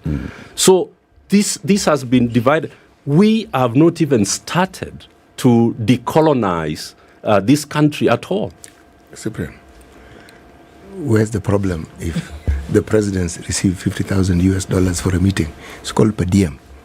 Yes, it is. The question is this: why is British tax being used to pay allowances to my president when he goes to meetings? There must be a catch there. But is it taxpayers' money or is it business money? Because if it's just money, do we know that it's the British government or the American government or the Japanese government, or is it the businesses in the country? I mean, if indeed what you're saying is actually true. Whoever not even what I'm saying could be true. That is what happens every January and always. If you insist, I will then say that, do you have evidence? That's the next question I'm going to ask. Evidence is there a list that is passed on when the presidents are sitting? They sign. Yes, I received. You sign the date. but I think you're right. So what is happening is that you look at Nigeria or any of these countries, the assimilation of the 16 French colonies, for example, they don't even run central banks. No, they don't. They don't. They don't even run central banks. And the gendarmeries and the militaries, the French military is still in their capitals. So any time an African country gets a leadership that is saying, I am going to decolonize this place, what happens to them? They're overthrown. But do they really want to decolonize? This African leadership thing and decolonizing is suspect. No, we are giving examples of people like Thomas Sankara, probably those who do not fit and do not allow to continue the facilitation. Muammar Gaddafi. The Muammar Gaddafis and then so. You know where I'm going with this? Yes. What you're saying has traction, and it points to something that has happened on this continent for the longest time. But we are not the only continent where colonization took place. It took place in India. That's an important question. Because in India, the penetration did not happen. Why? At all. They didn't even embrace English. If you go to countries like India, they did not change their religion. They did not give up their economy. Or their culture. Or their culture. So it failed. It failed completely. So colonialization failed in India. Exactly. So even their liberal democracy that they adopted in these countries, even the economies and how they continued after colonialism, is that they completely went back to the basis of India as a civilization. Wherever you go to, where there was colonialism, unlike Africa, where there was complete penetration, the state and the economy, and that's where we come back to Kenya.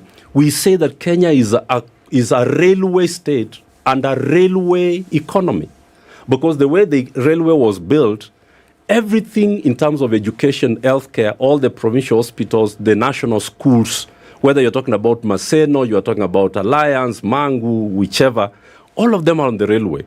All our military barracks, they are just on the railway. Everything was established on the railway for the economies of scale and the efficiency of extraction. You're right. Mention the road also. The road? Yes. Excellent. So then 1965, President Kibaki, Tom Mboya, they come and establish sessional paper number 10 of 1965, which says that, those places up there in the north are not productive. So put everything on the railway, because then the return on every shilling is higher. Those places, a road has only arrived in Moyale in which year was that? 2011. It's in this century, yes. No, every time I went to Moyale, there was no road. After the new constitution. After the new constitution. In this century, not the previous one. Yes. Yeah, in this century. A decade into the new century. Yes. Exactly. So what I'm saying is that you then hear narratives that I have said, Ruto then uses religion to move us away from discussing the problem, and Raila uses liberal democracy. So these people are basically working as puppets for the system. And none of them, listen to them, read their manifestos. That's the work I do, is to do policy analysis and read the manifestos and look at what they're proposing. Is absolutely endorsing the very, Washington consensus.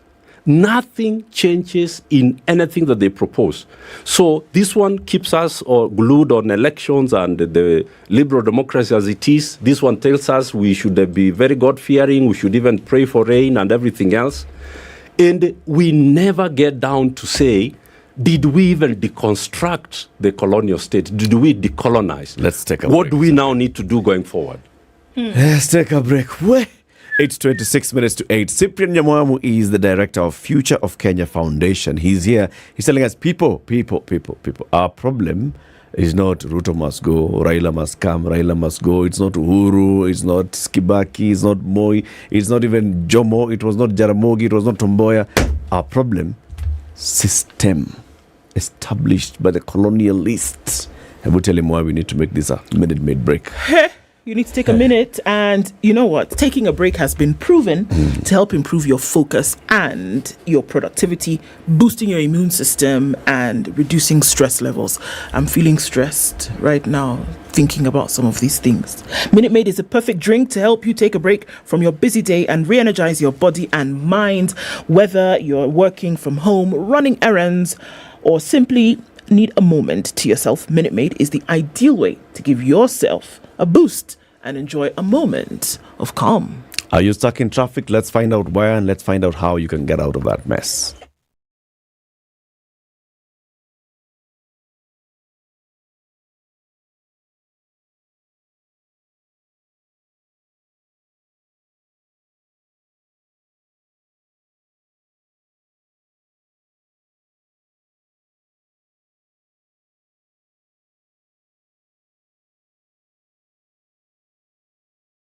Are you looking for your dream home or the perfect plot of land to build on? Look no further than Digger Real Estate, the e-commerce site for all your real estate needs. From cozy apartments to sprawling estates, we have a wide selection of houses for rent and for sale. And if you're looking to build from scratch, we have prime plots of land available for purchase. Don't settle for anything less. Nairobi at 17, highs of 24. We'll see highs of 24 as well in the cloudy.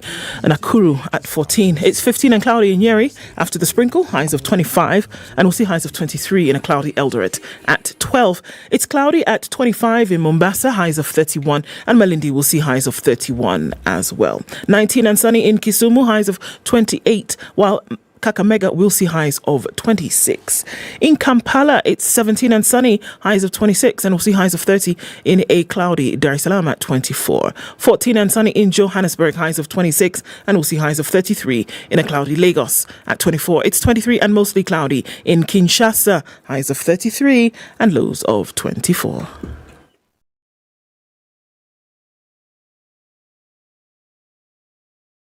Mature, intelligent talk every morning. Done right. 94.4 Spice FM, Nairobi. James Gishiro this morning coming in from that junction off of Riara Road. It's going out towards the Waiaki Way. So we're still looking at that.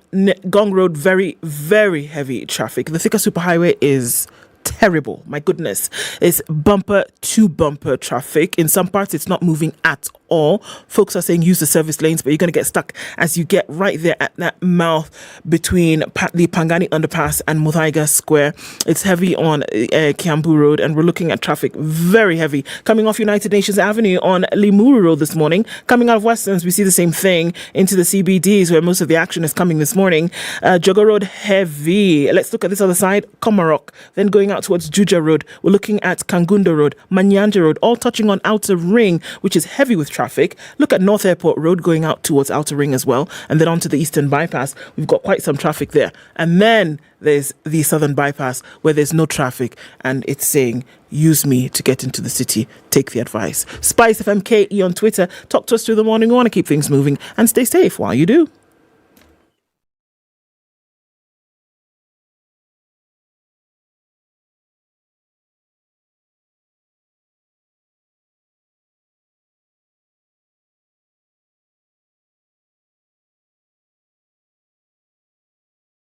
Mature, intelligent talk every morning. Spice up yourself.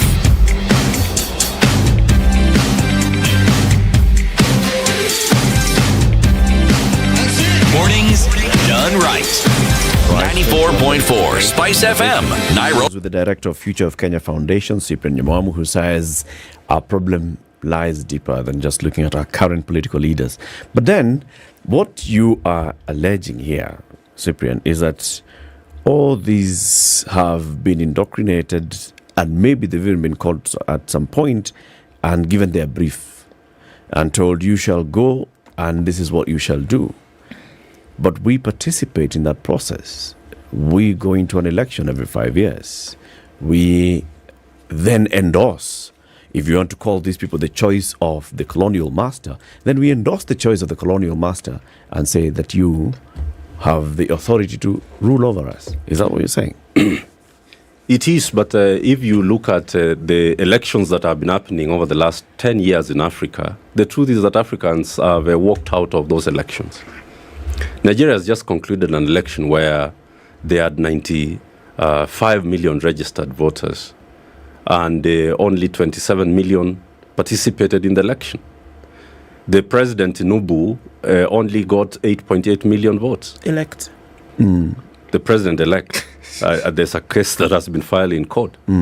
And that is not even 10% of the registered voters. I'm not talking of 10% of the total population. I'm talking about just not even 10% of the registered voters, 95 million.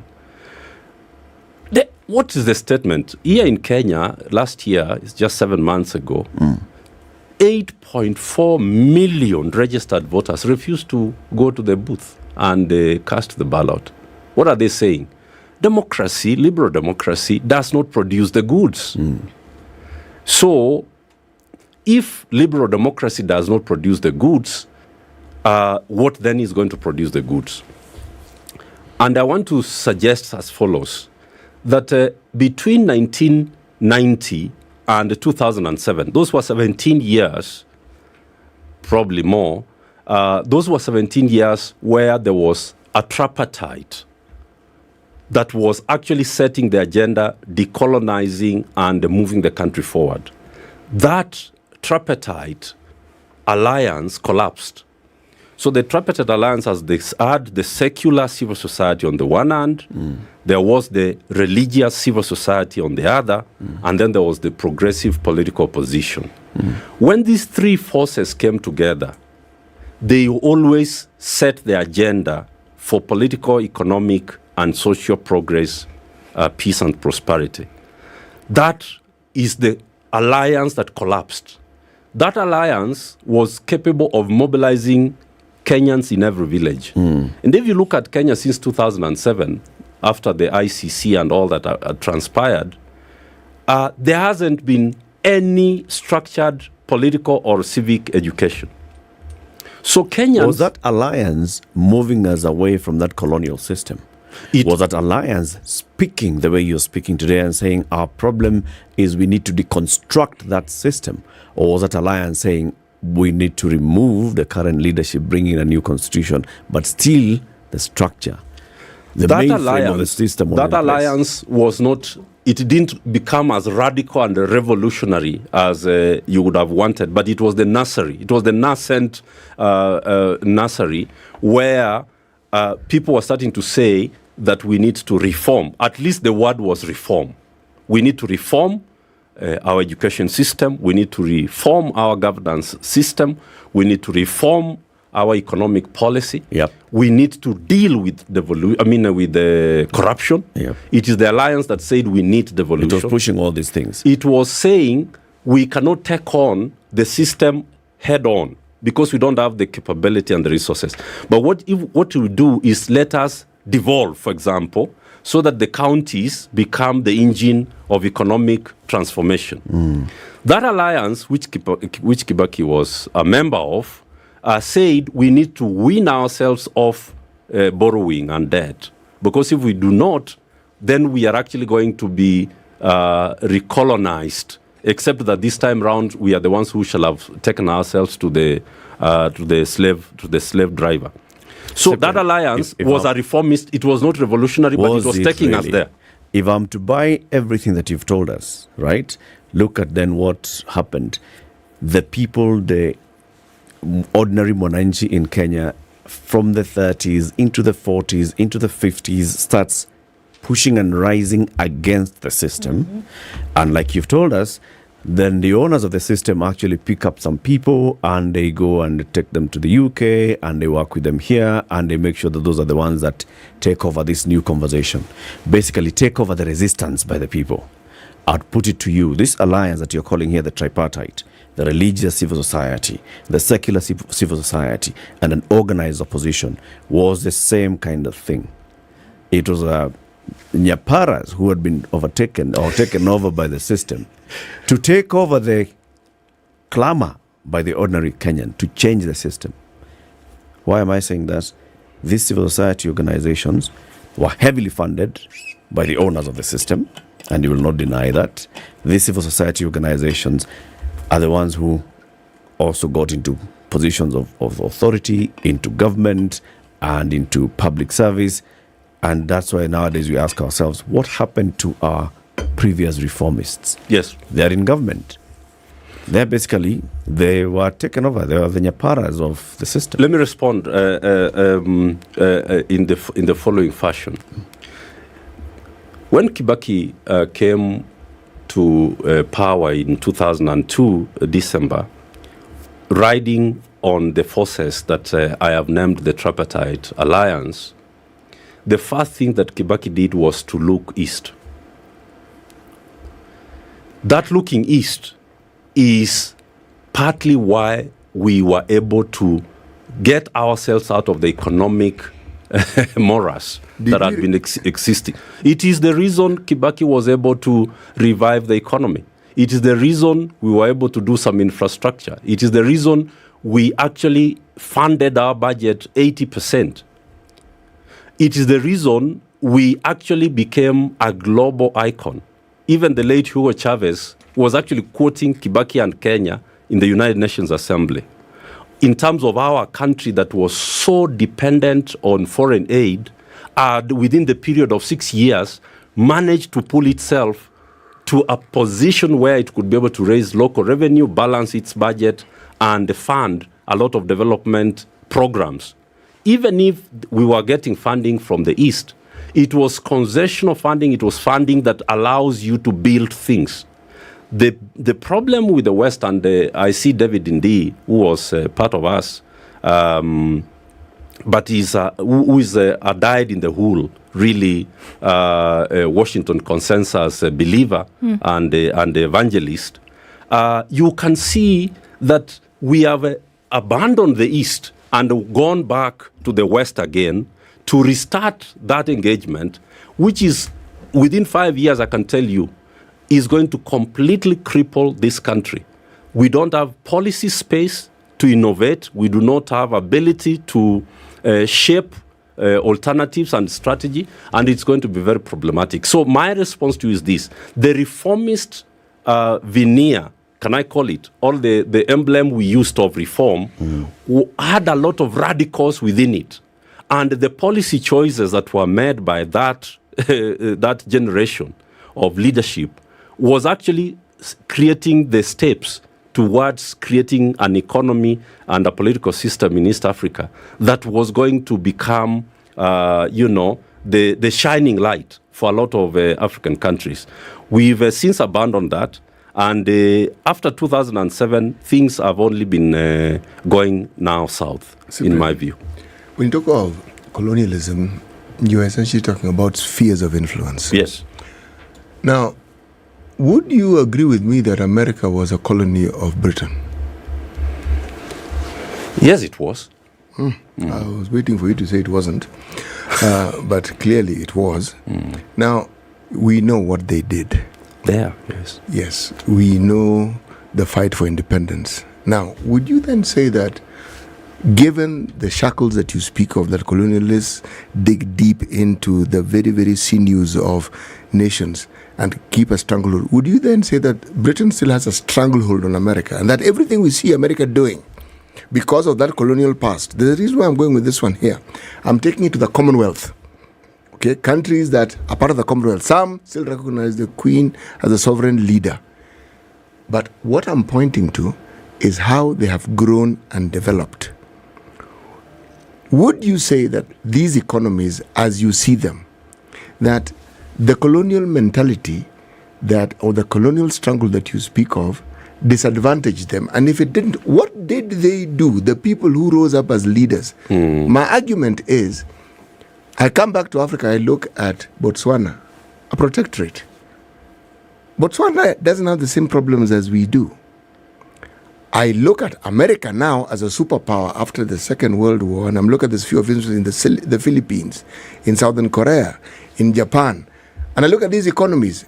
So the conversation about colonialism and what it does, it seems to me there are some countries who have seen it as an enabling environment in which they can actually build themselves. If these people have insisted they must give us help, or we'll take what they give us, but we'll turn it around. Make it work for us. Precisely. The case of America, and that's a very, you pose something that we need to reflect on there. America was established as an extension of the empire, but the people went there and killed the Red Indians and killed everybody. Now said we want to free ourselves from you guys. America was a sponsored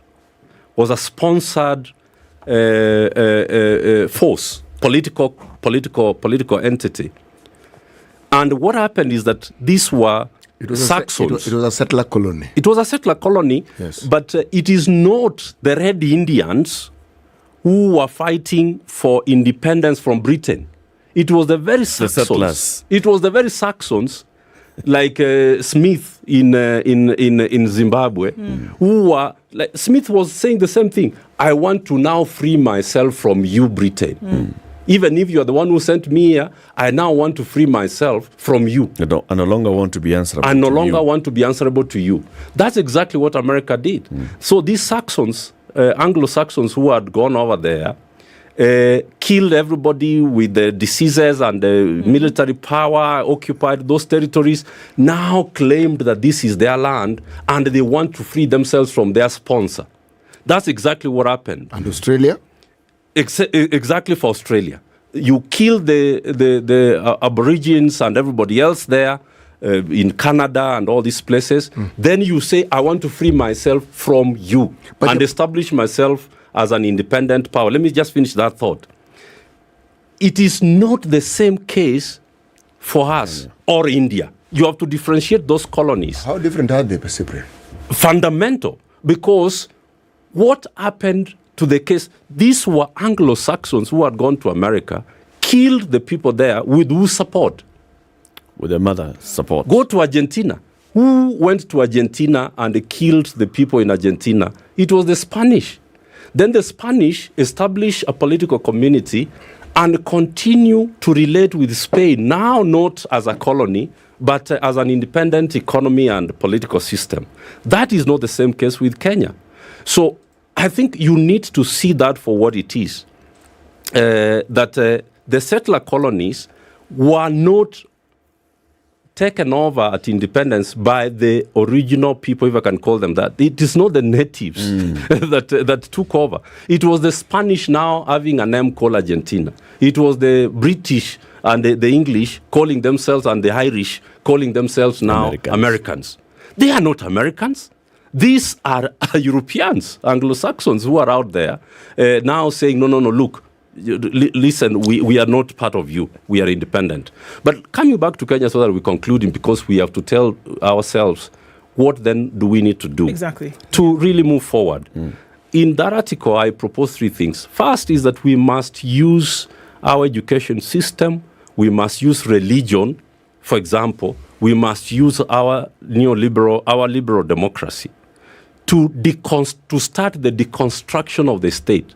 How do we do that? For example, we cannot use elections to elect criminals, drug dealers, and the people who do not have any alternative ideology to decolonize and establish this as an economic viable state. We must use religion, like they have used it in Latin America, to talk about liberation theology. We cannot continue to use religion the way it was brought to us, that, prepare to go to heaven. We must now use religion to ask the questions of justice and equality, and how we then use taxes to liberate everybody from hunger and poverty and the squalor of it. We must use our education to empower our citizens to think and innovate and invent, because those are the three things that have been used as the system, so that we have to innovate. India, which was a colony of Britain, innovated its education, and they said we are going to go technical. So you go to their IT centers and institutes of technology, they are now ruling all over the world. They are running the Silicon Valley, and they are running, the British Prime Minister is Indian. Can you see that? Well, there's a Pakistani who's about to lead Scotland. So we can use, what have they done? They have done three things.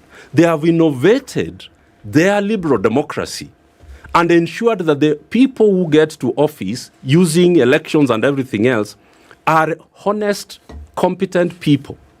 We can use Lee Kuan Yew in Singapore, which was also a colony of Britain. What did they do there? Lee Kuan Yew brings what he calls MPH. I was there just 4 months ago. They say Singapore is going to be run on the basis of meritocracy, on the basis of pragmatism, and on the basis of honesty. So the men and women who we are going to allow in any of our institutions must meet these three preconditions. But what else? Every citizen of this country must abide by this ethos. Okay, and I know that the clock is running down, but here we are and we're saying, so if we take this thesis that you prefer, and we say, okay, something then obviously needs to be done about it. Like we said, there are citizens who participate every so often in an exercise which guarantees who your leader is going to be. Whether you do it minimally, whether it is a percentage of the population who has registered, the exercise still carries out. So from what I hear is that we've been doing this blindly. So let's say that this knowledge then now has been served on the plates of every citizen. What's supposed to happen next? Those three things, so that we focus on those three, I'm recommending that we are not going to start saying now throughout religion, but can we discuss theology that is liberation theology? Okay. Can the clergy in this country and Christians start to ask the fundamental questions about how a president and a deputy president and whatever can use 802 million on their spouses and vehicles and all that kind of thing when people are dying for lack of food? Can we ask these questions in terms of liberation theology? Okay. Can we ensure that anybody who holds public office, whether elected, appointed, nominated, is somebody who actually promotes the values of our independence and our liberation, so that liberal democracy does not become a conveyor belt of getting the Sonkos and all the riffraff and all the criminals and all the corrupt into office. I don't want to be sued. So what I'm saying, before you speak. Yes. So I'm saying that can we ensure that the conveyor belt, the liberal democracy conveyor belt, does not then convey into power all the incompetence and the malcontents of our system? There is a way it has been used in every other democracy to ensure that the people who get to office are actually men and women who promote the interests of that country. And finally, we are saying that we have to relook at our education system so that we actually give our children, for example, and I've concluded now on those three as a basis of moving forward. Why do we test our children and grade them that they have A in English? What should we give them instead? You should give them A in Kiswahili. No. They should be studying and being examined in things that can be able to add value to our society. Cyprian, our time is up, but I have to ask this question for thought, not for response. When we talk about the national government, they're not difficult to hit. It's a big thing, many mistakes. County systems, where you could argue locals have a bigger say. They have money. They may say it's not enough. How do we hold them accountable? Because those are our people. Yes. The county I come from, those are my people. Using the same three things: religion, education, and the liberal system, who we get to office. And then that liberal democracy tells us about what citizens' role is in governance. How can they allow a governor who's their son and cousin and all that to steal from them and bring the money to Nairobi? I think what I've picked out of all these things, your message, hidden among all these things, your key message is liberal democracy. And we're going to You're a liberal Democrat. Who funds? funds liberal democracy is a problem. We need, unless it is retweaked and re-engineered, it is actually a problem. It's also a problem. It is the fundamental problem. You'll come next time we'll discuss so it. Cyprian Nyamwamu, thank you very much for joining us. Cyprian is the director of the Future of Kenya Foundation. He's been our guest for this hour. In the next hour, we have the UDA Secretary General, Cleophas Malala. Good morning, 8 a.m.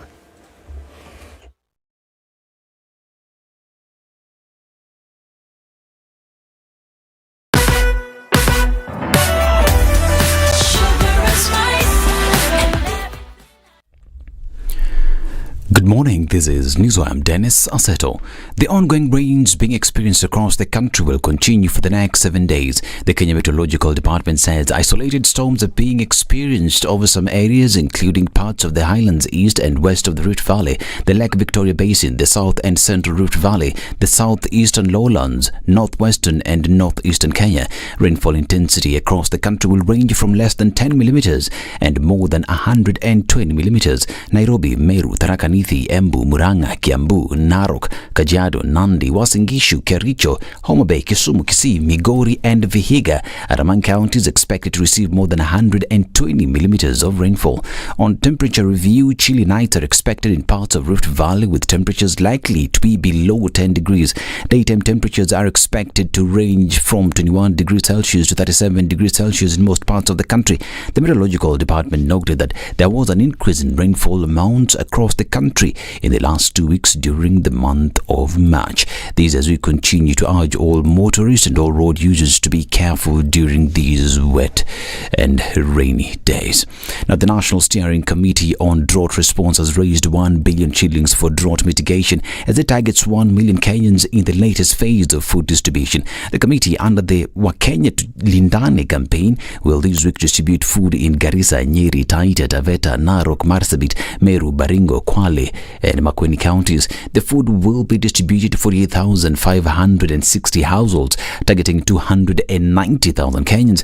The National Steering Committee on Drought Response has so far distributed food to over 400,000 Kenyans in 67,000 households since December last year in Marsabit, Turkana, Mandera, Wajir, Kilifi, Kitui, Kajiado, Isiolo, Samburu and Meru counties.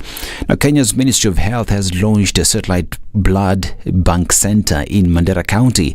Health Cabinet Secretary Susan Nakhumicha said the opening of the Mandera Referral Hospital blood satellite marks a significant milestone in improving access to safe and quality blood transfusion services in the region. The Cabinet Secretary also noted that the Ministry of Health is committed to supporting county governments in strengthening primary healthcare services while building capacity for specialized care, including critical care, renal and cancer services. The satellite blood bank is expected to process 8,700 units of blood annually, serving the population of 867,457 in the region. Now, the Kenyan Medical Practitioners, Pharmacists and Dentists Union now says 50 Kenyan doctors in Cuba living in deplorable conditions, pushing for the exchange program between the two countries to be brought to a halt. This after Kenya signed a health agreement with Cuba in 2017, which saw an exchange program where Cuban doctors would come into the country to help fill gaps in county hospitals. From Kenya as well, at least 50 local health practitioners were put on a flight to the Caribbean's largest island for specialized training. KMPDU Secretary General Davji Atela told the Senate Health Committee that the deal is a waste of human resources. When these Cubans were being brought, we had over 100 of family specialists in the country who have not been employed. I think few of them have been employed now, but more have also graduated that have not been also employed. So that is a scenario that is existent. Yet the amount that was used to bring these 100 Cuban doctors will have actually employed all that numbers at a go, given that these were being employed threefolds. So as a union, we have maintained a stand on this, and we believe that it was a particular corruption deal that are yet to be unraveled as time goes, and we will ask the committee to actually ask for an audit report. The First Lady Rachel Ruto says she has taken up 200 hectares in the Kakamega forest for reforestation. Mama Rachel made the announcement during the marking of the International Day of Forests, saying the move was motivated by a commitment to growing 500 million trees in the next 10 years as a long-term solution to combat climate change. The First Lady further expressed her enthusiasm for protecting the environment in the country as she encouraged all the like-minded Kenyans and groups to partner with her in restoring forest. The move by Rachel Ruto comes months after the head of state called on Kenyans to plant 100 trees each in order to conserve the environment and get rid of drought. And a mysterious disease that killed 5 people in Tanzania has been identified as the Marburg hemorrhagic fever, cousin to Ebola. The health ministry said 3 patients are receiving treatment in the hospital and 161 contacts are being traced by the authorities. The Marburg virus is a highly dangerous microbe which causes severe fever, often accompanied by bleeding and organ failure. This is Newswire. I'm Dennis Aseto. Good morning.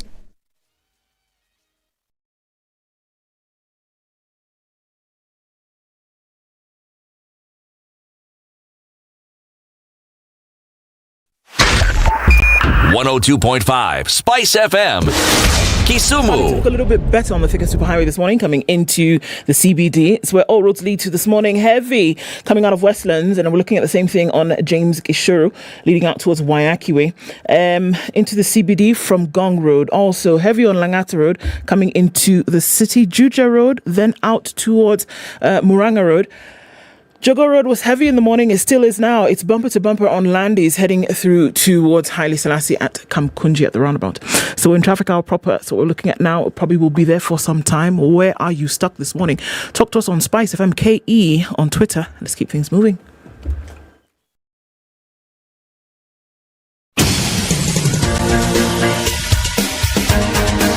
This is The Situation Room, the home of hard-hitting political commentary and penetrating insights about the state of the nation. This is a talk radio experience like no other. The Situation Room, a place for hard truths, debates, and elevated conversations. The Situation Room, witty, political, engaging, deep, controversial. In the room, we have C.T. Muga, researcher, academic, seasoned political observer, a fountain of wisdom in these politically uncertain times. Ndu Oko, Nigerian by birth, Kenyan by choice, communications expert, Pan-Africanist, a truth seeker and believer in people power, and Eric Latin, agent provocateur, the man in the chair, seasoned journalist, news hound, a man who believes in punching up, not down. This is The Situation Room, the only way to start your day. 8. Good morning. This is the third hour of The Situation Room. Welcome if you're just joining us on Spice FM, or if you're just tuning in onto the live stream on YouTube or Facebook, Spice FM KE, or if you are joining us on KTN Home. We're here every weekday morning from 6 a.m. to 10 a.m. to have these meaningful conversations, 4 hours of pure talk radio, come TV, come podcast, come everything. It's 4 hours of conversations. We have a new guest. Cleopas Malala is the Secretary General of the UDA party, the ruling party, the bigger party in the ruling coalition of Kenya Kwanza. We'll welcome him shortly. Have you considered what I've been telling you all morning, that you want to think of owning a property and living at around Two Rivers Mall? There are several properties coming up in Two Rivers by the Centum Real Estate. Phase 1 scheduled for completion in December 2022, already going in past completion. And this is the loft at Two Rivers. You've got the Riverbank, you've got the Cascadia apartments around Two Rivers. Then you've got some joint venture projects around the area as well. All you need to do is think about living around there. It's close to everything. It's close to Two Rivers Mall, close to other malls nearby, close to big schools, close to the city center. It has all the amenities available to you, and you can rent to own. In terms of, you can actually use the amount of money that you're using now for rent, paying into that, and you own. They are working in very good partnership with the Kenya Mortgage Refinance Company, where you can walk into your bank or your SACCO and ask for a KMRC facility. And the KMRC facility is a mortgage basically at below 10%, maybe 8 to 9% for the length of your tenure, and no other way. Text the words Two Rivers to 22365. Two Rivers to 22365. Mheshimiwa Malala, good morning. Good morning, Eric. Welcome to Kenya's biggest conversation. Yeah, thank you. That's the hot seat of The Situation Room. Yes. I see you are on brand nowadays. Everywhere you go, yellow must be, part of your attire. Yeah. People must go to recognize the color and know that this is rangi ya chama. Yes. Yeah? I'm a yellow man. You're the current yellow man. Yes. Okay. We're going to have several conversations on the political party itself that you're now leading, looking at the coalition, looking at what the political party campaigned, the platform on which it campaigned, and now that it's in government, what we are judging you by. But to welcome you to the show, C.T. Muga has the day's proverb. Yes, our proverbs the whole of this week come from the country of Kenya. Do not say the thing that first comes to your mind.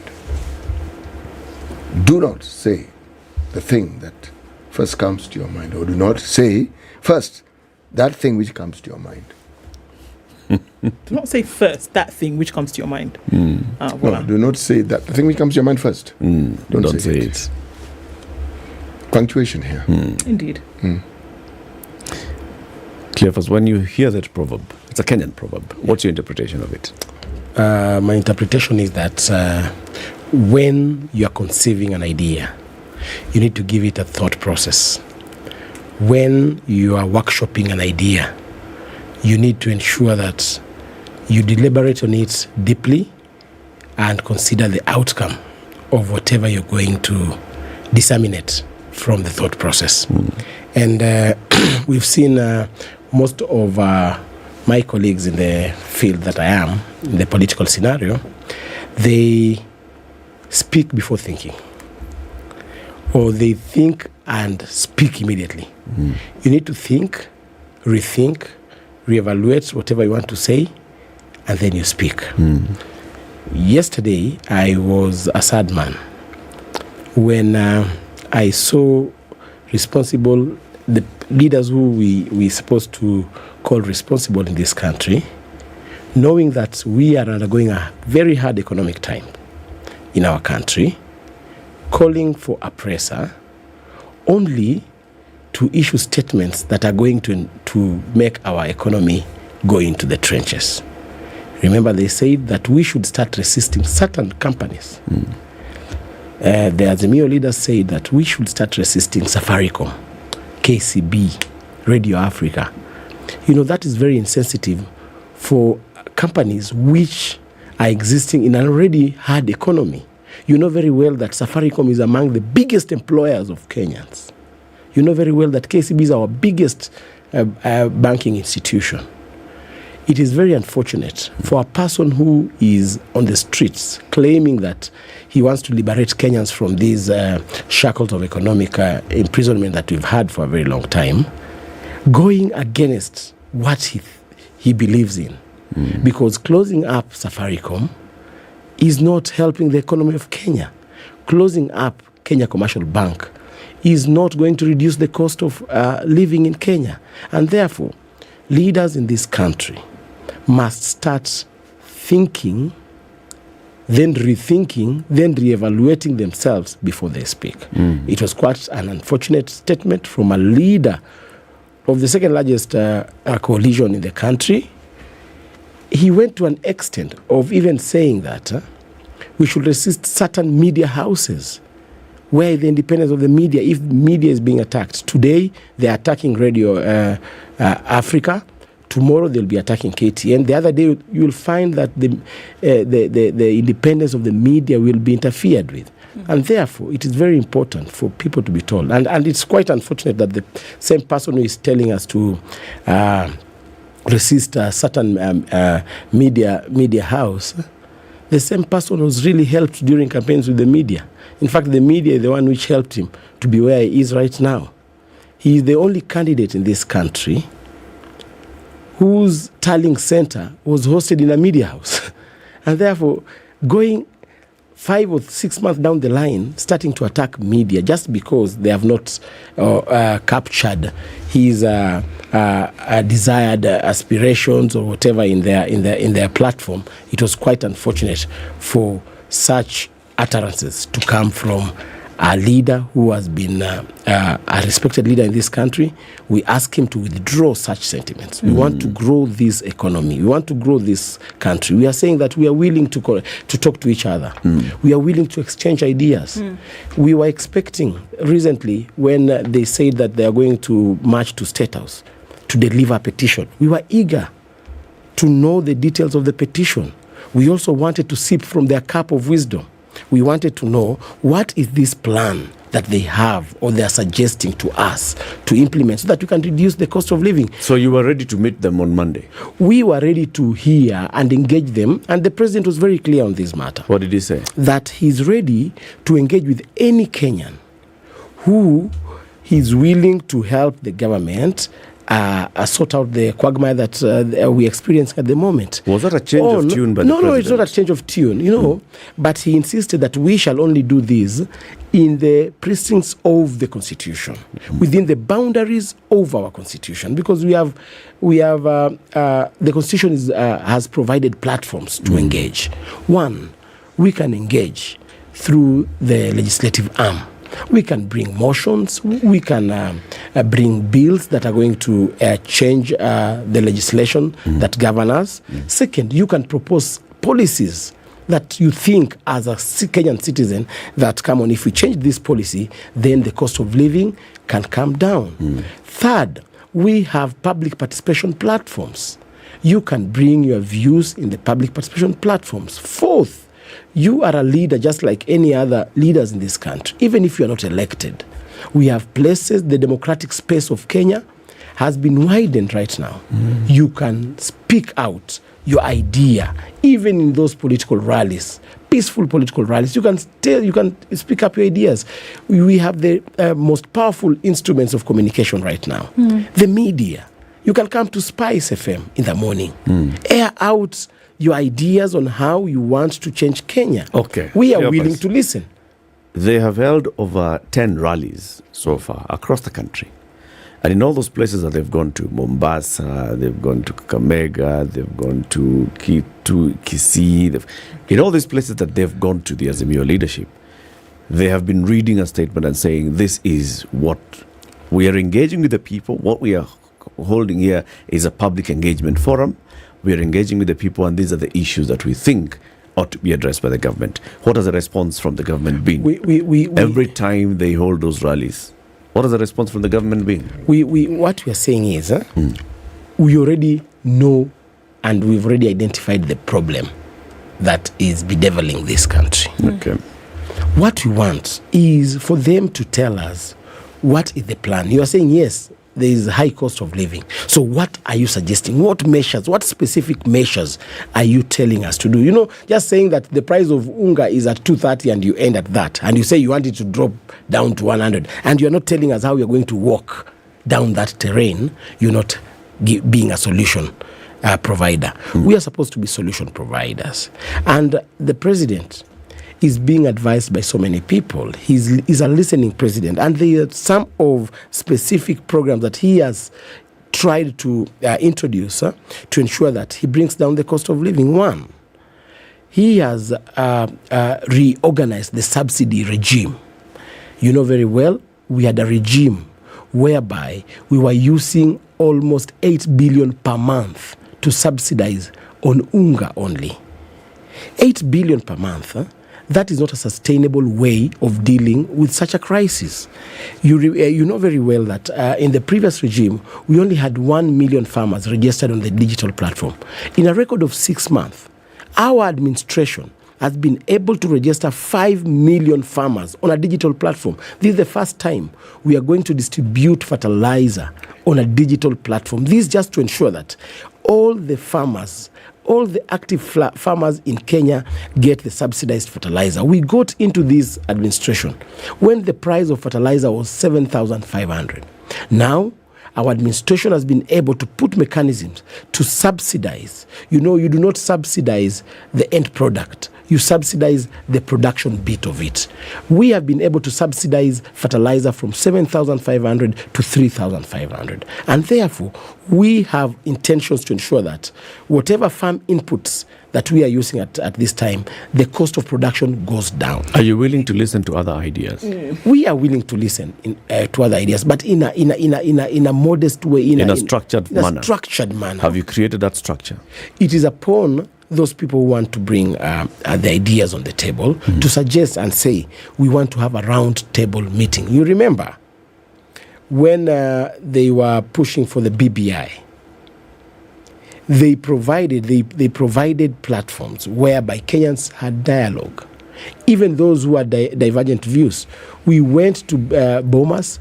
We told them that, come on, we do not agree with this and this and this in a structured manner.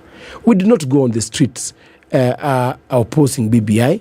We opposed BBI on round table discussions in a and at public rallies. Exactly. But I want to ask you, Cleopas, clearly, if you say that you are willing to engage and listen to other ideas, and that there are various avenues, you've even listed 4 of them, and said public participation and other avenues, including engaging and speaking in public rallies, it's also still allowed in law. Why haven't you said, okay, we have heard what they have said, and this is how we can engage further? What we've been hearing from the leadership until Monday was, these people want nusumkate, they can never get nusumkate. These people want a conversation, they want to force us to have a conversation so that we can sit down at a table with them, so that they walk out of that table with a handshake. We can never give them a handshake. It's been a hardline position until Monday. That's why I asked you, has the president had a change of heart when he said, I am willing to have a conversation? Eric, you know, we've been in this country before today.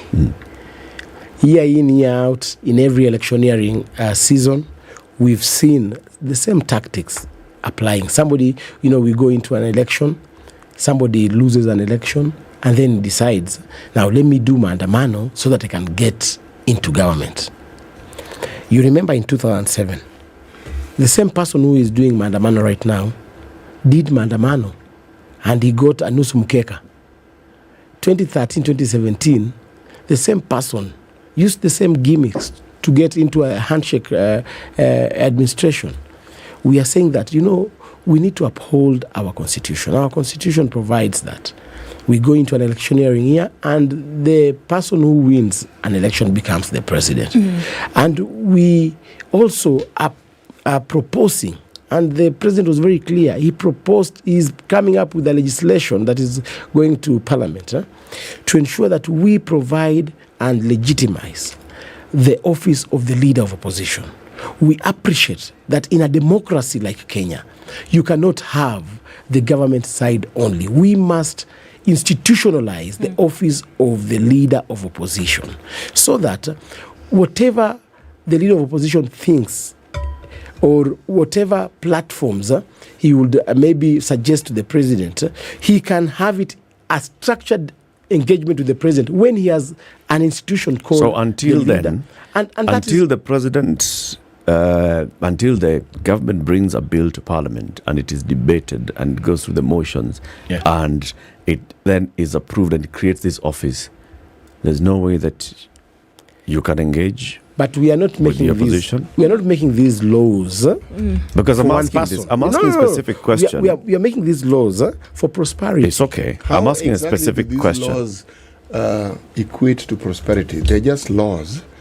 How? I mean, we've moved from making laws for dialogue. Now the laws are meant for prosperity. How do you get to that jump? How do we move? When we do this law, we are looking at even future elections. Because this thing has been a perennial problem, year in, year out.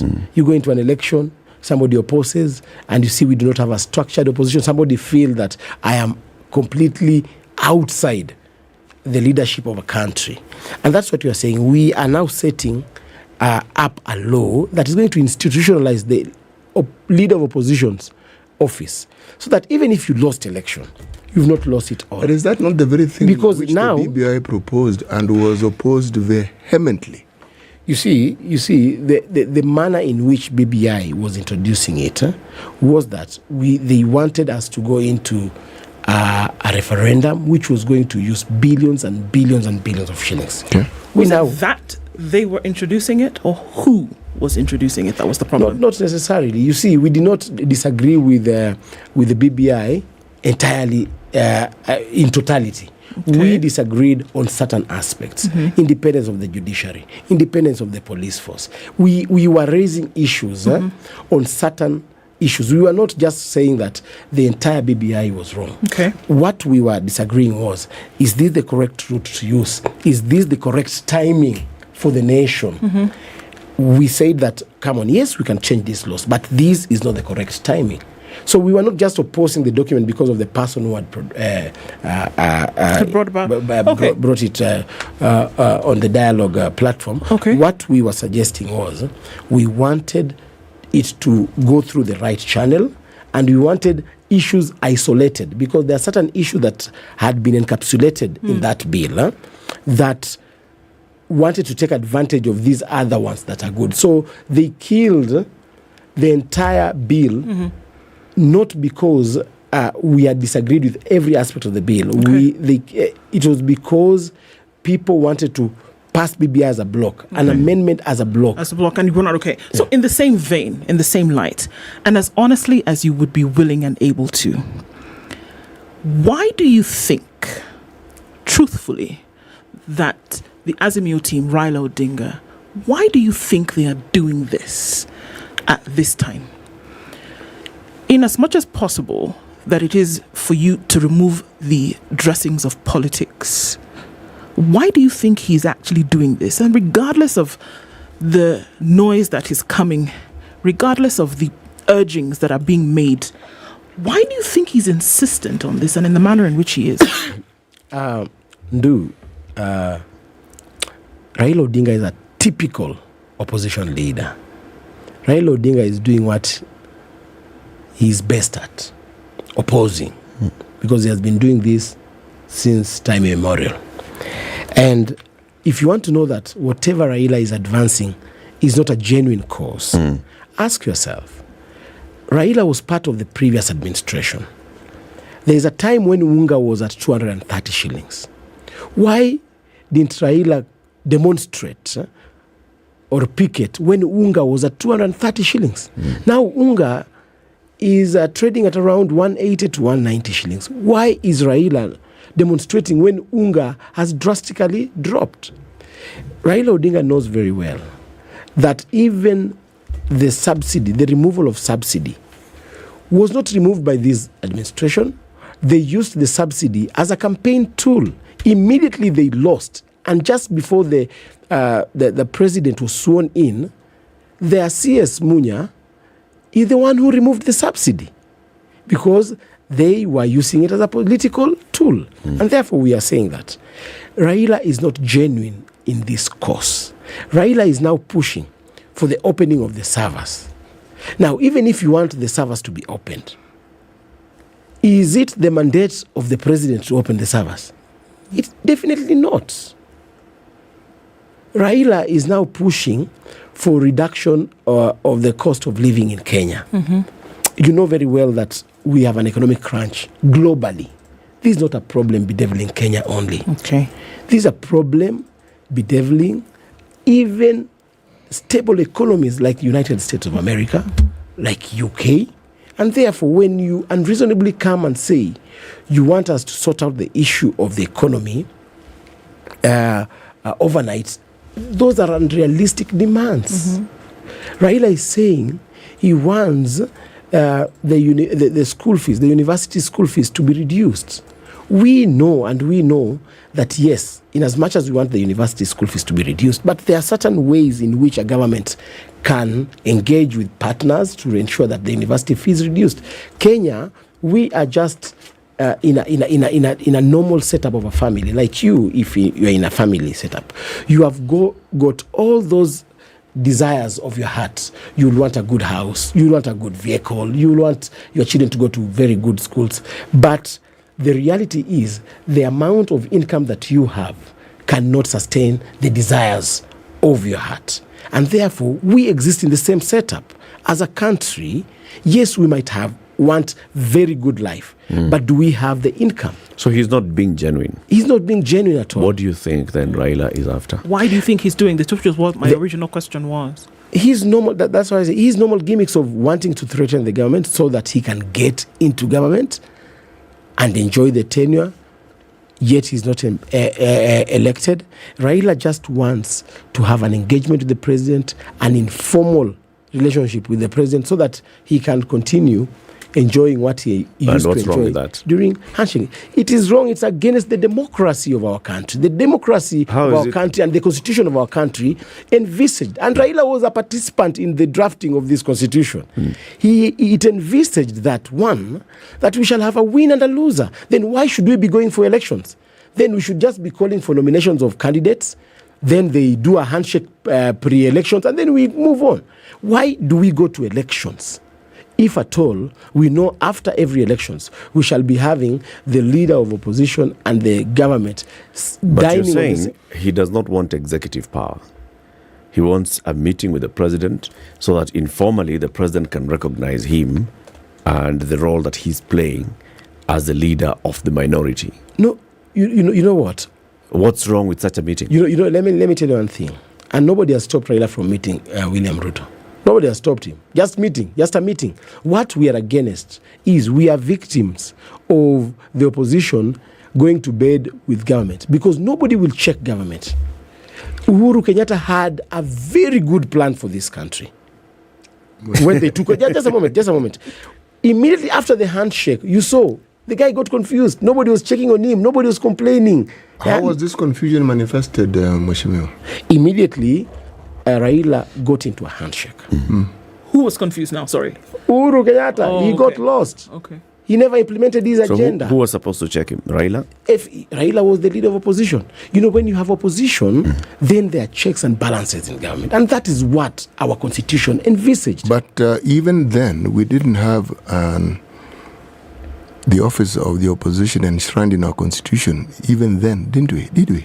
We didn't have, but now, democratically speaking... You're saying that Raila, there's this role that seems to have been assigned to Raila, that his role in the country should be one of being the opposition because he has leader. always been number two. We have never had another number two. Okay. He's the one who chooses to be number two. All right. Let's look at the history of this country. Let's walk with me for a little while. Yeah. You seem to be of the view that these handshakes are not very useful and neither are they constitutional. Yeah. At independence, two strong parties, there were many parties, but the two strong parties were KANU, KADU. Yes. They joined hands. Would you not call that a handshake? Okay, I will call it a handshake if you want. No. It was a merger. We can call it a merger. And what is a handshake, Mheshimiwa? And how does it differ from a merger? We need to stop living in the past. Oh, really? We need to stop living in the past. Are you not the same person who has listed the things Raila has been doing with every election? Yes. Is that not the past? Yeah, that's why I'm saying we need now to move forward and build a better tomorrow. We cannot be living in the past. We cannot be employing tactics of 1966. But in 2000, that isn't a tactic, because it's a tactic. We have democracy. No, we have democracy. Moi did it. Kibaki did it. That's why I'm saying. And if anything, the successes that people talk about in the Kibaki era, it is argued that the check and balance was within the coalition. So then amend the constitution, because we are being governed by the constitution, and we have other jurisdictions which uphold the rule of law. The United States of America. Tell me. Yes. We have the Democrats and the Republicans. This time round, the Republicans win the elections. Next time, the Democrats win the election, and they move on. That's how you build a strong democracy. But the issue of collapsing, why should we then go to an election when we know that we are going to get So the into a issue handshake? here is, if we have a strong minority in parliament, yes, that's what you'd like. That's what we would like. That's why we are even and a creating meeting between Raila and Ruto could jeopardize those dynamics in parliament, and we want like they did in 2018. And what we are saying is, Erica, we are willing to engage Raila in a structured manner, not in a clandestine manner the way he engaged with Uhuru. Do you have the structure in place? We have proposed a law.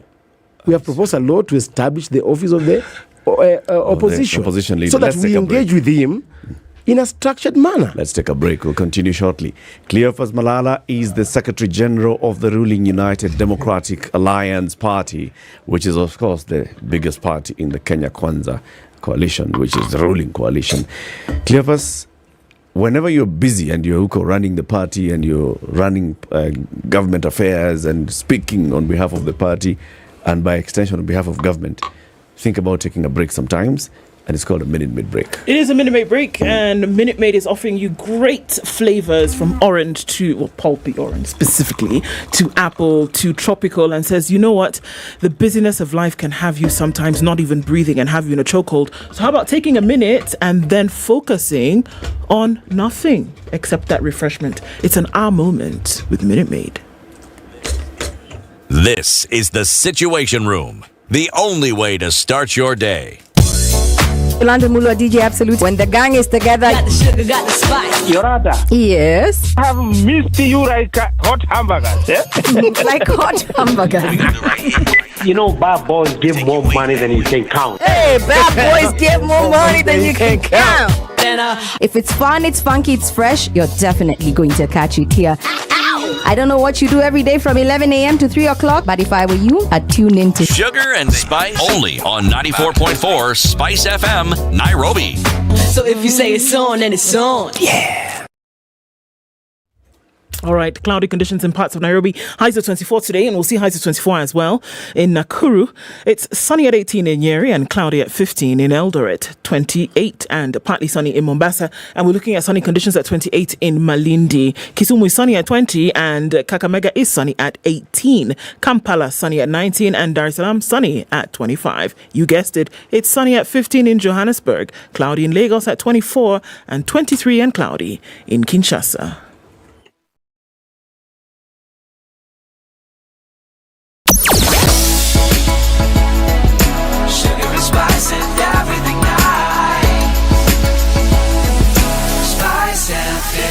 Spice up your life. All right, looking much better on the Thika Superhighway this morning coming into the city, but we're just looking at just beyond Garden City and coming into Pangani at the underpass. Some traffic there. Also on Kiambu Road, just around DCI is where we're seeing the most of it. Keeping an eye on things.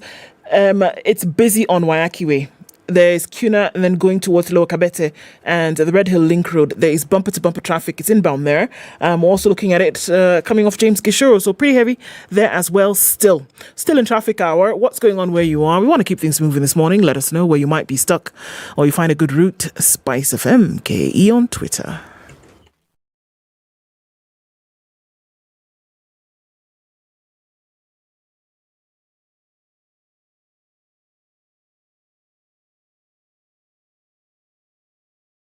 Mature, intelligent talk every morning. Spice up yourself.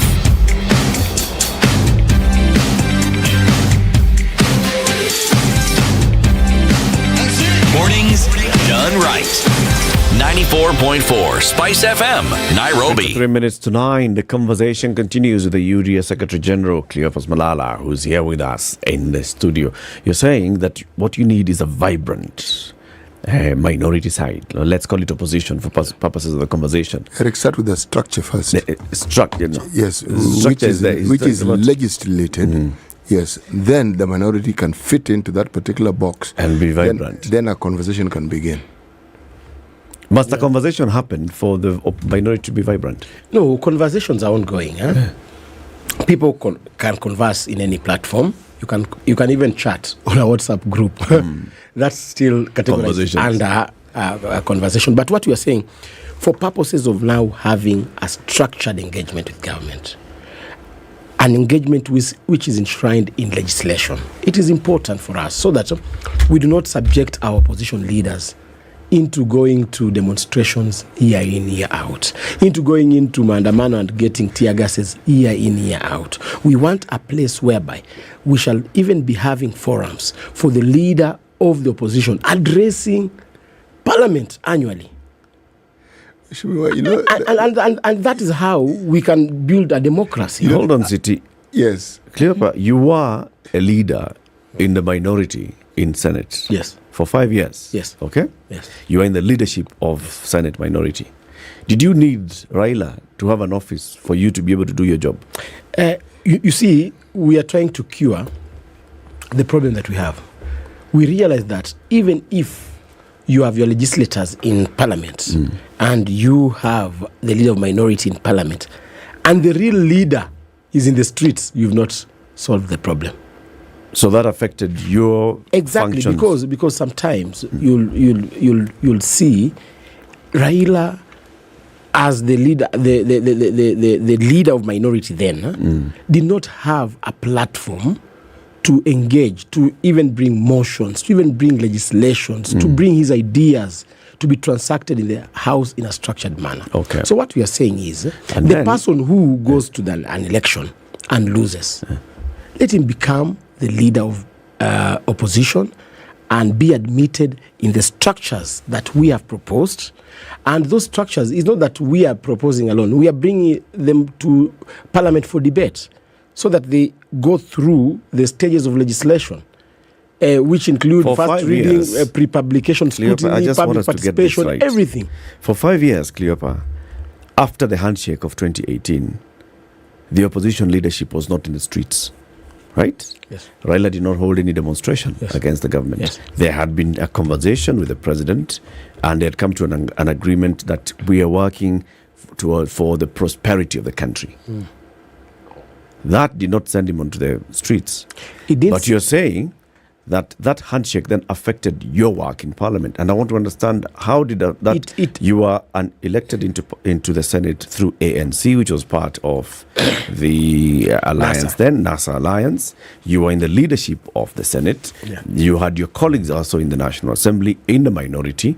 Why didn't you do the job of oversighting, of checking government, of all those things? Was it because of the handshake? Yes, because now when your leader is already compromised by government, he gives you direction. He gives you the party's position. In Parliament is a political party's arena whereby you deal with political parties' positions. The common mwananchi was getting a raw deal. You must remember, Eric, that in the same 2018, immediately after the handshake, that is when they introduced the 8% levy on fuel levy. And that was the source of our problems as a country. The 8% fuel levy, it made the cost of fuel go up, the cost of production of goods in Kenya go up, and that was a compromise between the opposition and the government by then. If Raila was not in the handshake, he would have vehemently opposed that 8% introduction of fuel levy. That's what I'm saying. So when the opposition and government goes to bed together, then the person who loses is the common mwananchi. And therefore we are asking, come on, we want to build a democracy for our coming generations. We are not doing this for Raila, we are not doing this for Malala, we are not doing this for Ruto. We are doing this for the coming generations. I'll be a proud grandfather one day to see that I participated in an engagement whereby I laid a foundation for my great-grandchildren to have a strong democratic foundation. So that in 2072, we should not be having these kinds of mandamanos on Mondays and Fridays. These are idle activities. So you're saying that when the Constitution allows for protest as a way of expressing yourself, the Constitution is idle, and the crafters of this Constitution did not understand the role that protests, marches play in the democratic process that you speak of. The drafters of our Constitution envisaged under Article 37 that we shall have peaceful demonstrations, we shall have picketing, peaceful picketing, like the one we had in South Africa. Organized. People donning in the same colors. Women singing graceful songs. Police officers aiding them and giving them water. Yes, practice your democratic right. But we saw the opposite in Nairobi. Stone throwing. It is not enshrined in the Constitution. You know very well. Looting. Yes. Torching vehicles. You saw our UDA office in Kisumu. Yes. Being torched. Yes. Is that enshrined in the Constitution? No, it isn't. Yes, that's simply what we are saying. We don't want to see that we are taking advantage of the very provisions of our Constitution just to satisfy our egocentric needs. I'm going somewhere with my questions here, Mheshimiwa. Yes. You see, whenever you talk about enacting laws, presenting bills, much as you don't particularly like history, and yet you are a product of history, the thing that you want to ask is, what is the trade-off? You have a situation. What we currently have in this country, the UDA government did not bring into being. You didn't bring drought. You didn't ask the rain to stop. True. The high prices existed before the UDA government came in. Yes. Now, it is the role of politicians to make promises which they know full well they can't fulfill. That we understand. But when you have a situation such as the one that we have in this country, and why I went into history, there was something I was trying to point out. This stability we keep speaking of, this position we have in East and Central Africa that we keep speaking of, part of what has helped us attain it is dialogue, the ability of people to always talk. That's why I went far back. That ability to talk and the willingness to talk, that has contributed significantly. Now, here we find ourselves. We have problems. And these problems do not distinguish whether you are UDA, Kenya Kwanza, or Azimio. They affect everybody. Would you say that the Kenya Kwanza government has provided its citizens with the hope of solutions that can solve problems that they're facing immediately and look into, forget the future, just the medium term, today, medium term, in the future? Would you say the government has provided solutions that people can look at and say, yes, this is a solution to the problems that are bedeviling us now? The same history that you are referring to, and I want you to read the history in totality. Don't read it isolatively. Okay. The same history, and just in the recent past, we had the two Handshake brothers not wanting to listen to any Kenyan, including the deputy president then. They didn't listen to him. They cut all his budgets. They undermined him before the public. They were intolerant with him, calling him names. So 6 months down the line, you want to change the game plan and now be accommodated. Now the talking is now making sense. No, just a moment. I haven't understood what you're saying. This is what I'm trying to say. I haven't understood. What I'm saying is that the same players that you are advocating for dialogue right now, 6 months ago, they're on the other side. But I'm not advocating for them to dialogue. Just please. a moment. Just a moment. If you misrepresent what I said, I will correct you and say that's not what I said. Yeah. What are you insinuating? Because I am saying this government is not to blame for most of the problems that we have. Agreed. That was what I said. And I said, even when you look at dialogue, I said our history has shown us that dialogue has played an important part in getting us to where we are. That's what I said. Yes. Then I asked, right now, given the problems that we have, would you say the Kenya Kwanza government has solutions that people can listen to? I'm now paraphrasing and say our problems are being solved and our issues are actually being managed in the way that we consider useful. As Kenya Kwanza administration, yes, we have an elaborate plan, a manifesto that we promised Kenyans. We campaigned on the platform of lowering the cost of living, improving, offering affordable housing, food security, ensuring that we enhance our manufacturing and industrialization departments in government. We have a well-crafted plan. That plan can only be implemented over a period of 5 years. We cannot implement a manifesto in a period of 6 months. We have started laying foundation. What you should be noting right now is that the budget that we are operating on right now is a budget that was made by the former regime, the 2022-2023 budget. We haven't started implementing our own budget. Okay, let's look at a couple of things now. Just a moment. I see, if you'll allow me, because we run the risk of going, we're talking about, so certain things were said during the campaign period, and you must understand that during a campaign period, it's fly by night. You say something, people are going to take you at your word and go with it. Yes. So now what we're hearing is that you're saying what we actually said was that these things that we said we would do, we're going to do them over 5 years. Yes. It's not a matter of in the next 100 days, in the first 100 days, it's not anymore in the next 6 months. Now what you're saying is that 5 years. So Kenyans are going to now adjust to the time change, because you've just said now that what we are saying is that over 5 years, these things will actually happen. Never mind that during the campaign period, different timelines were given. And it is upon this that people have built their expectation.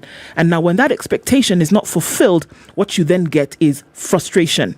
You can't run away from that. It doesn't matter whether they voted for the Kenya Kwanza government or not.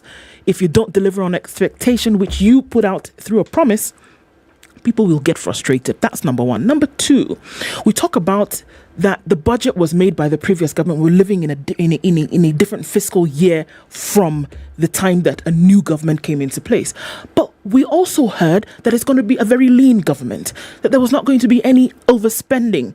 But we're seeing so many things happening now. I mean, thank goodness it's gone to court, but we've seen 50 CASs come in whereby you have a huge wage bill as a result of having people in office, number one. Number two, we've seen offices created for which money is needed to run them, which for the life of me, I can't even understand what purpose or use they would have.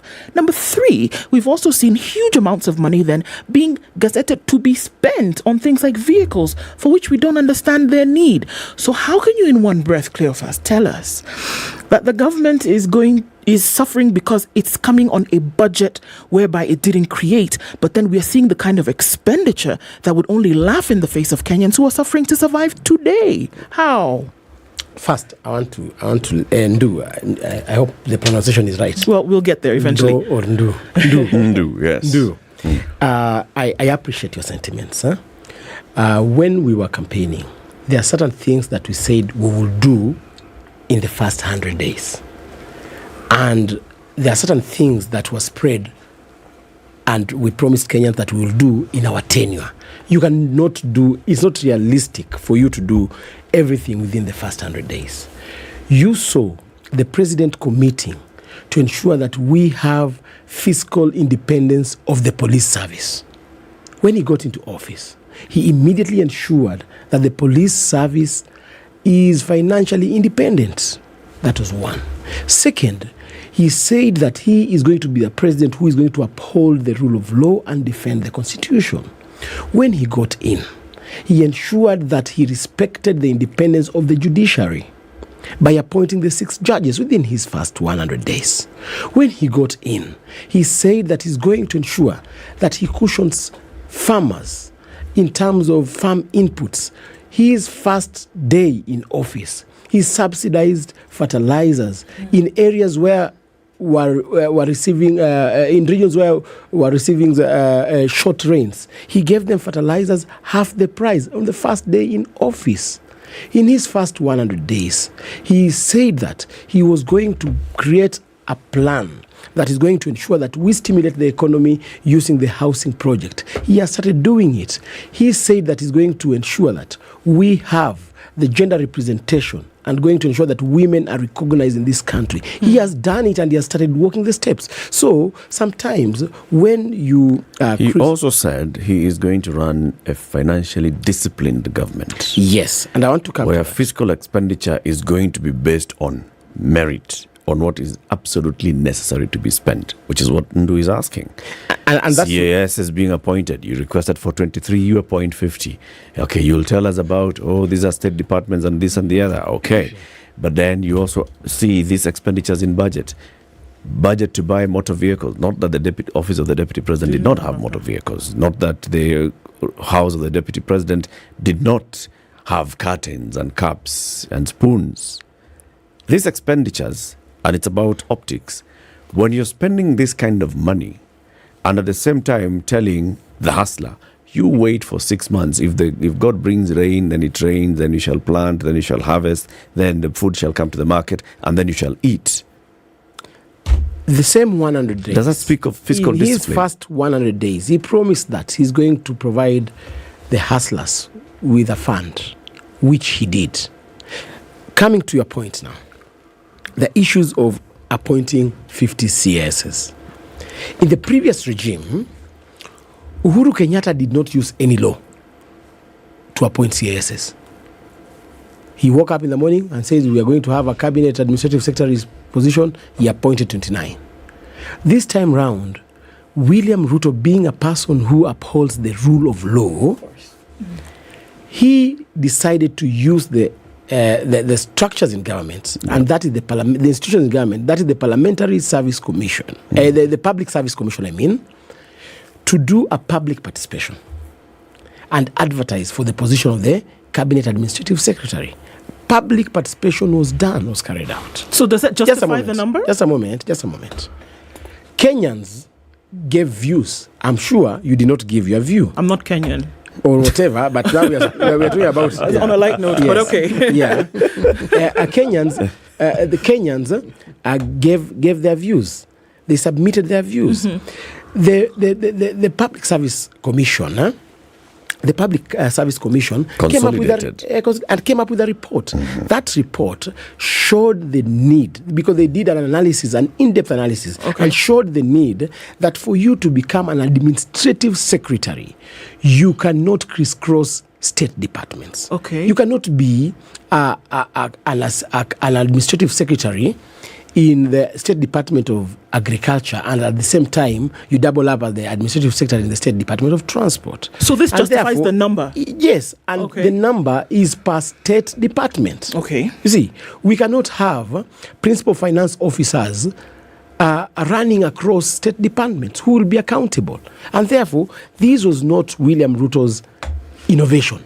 It was born out of a report by the people who are mandated to come up with a human resource structure in this country. I want to ask you a specific question, Cleopas. Yeah.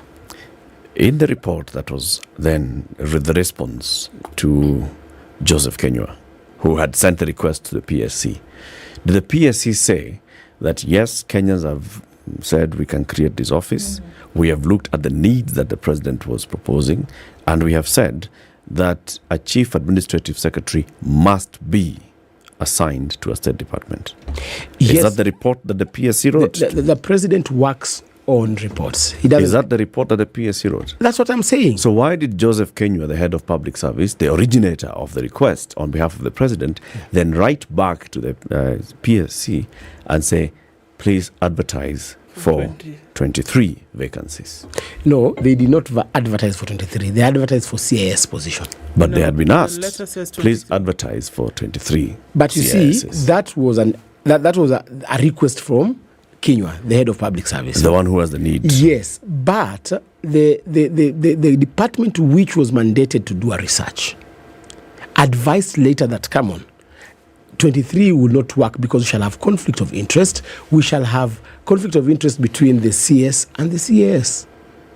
And therefore, it advised that for us to have a smooth working formula, let us have one CAS per state department. Second, on the issue of spending billions of monies in vehicles, renovations of residence of the deputy president.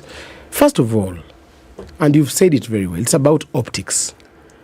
Nowadays, Kenyans, they use optics to make judgment of an issue. I would like to implore upon the media, because you are now an instrument of disseminating relevant information to our people. It is important for you to analyze information and disseminate it without clouding it with an ulterior motive to want to paint the current administration bad. You saw headlines saying that Gachagua allocates himself 1.5 billion or 2-point-something billion shillings. You know, when you put such a headline, somebody would perceive Gachagua as a person who went to the government coffers, withdrew physically 2.5 billion and took to his home. But what Gachagua and what the office of the deputy president, and I want you to look at this office not as a person, but as an institution. In the previous regime, and I want to remind you that we are implementing a budget of 2022-2023. This is not our budget. Yes. In the previous regime, you know very well the president and the deputy president were not working in tandem. They were not in agreement. So what they did, they removed all the budget that was meant for the deputy president's office because they thought that he would maybe use it during campaigns. They did a supplementary budget and removed everything from the office of the deputy president. William Ruto was using his personal money even to fuel government vehicles. His staff were not being paid. They had arrears of around 6-7 months down the line. They wanted to puncture his movement so that he doesn't move. So immediately we got into office, we realized that the office of the deputy president has got no enough allocations. That's why we did virement under Article 223. You are allowed to do virement and then it will be ratified later in Parliament. That's exactly what was done. When you look at the billions of shillings Kenya are saying that you are using 800 million to buy vehicles, you know, don't look at it from a family setup like your own vehicle. I know your own vehicle costs around 300, 400,000. Don't look at it from that angle. Look at it from a government point of view. Even the budget of hospitality, this tea that we are taking in this studio, if you multiply the number of teas in government, all the way from Nairobi, all the way to government offices in the villages, you'll realize that the cost of tea is a lot. Take a pause. Let's go to the news. It's 9 a.m. The conversation continues in the next hour. We'll open the phone lines. Speak to the government, please. Spice up your life.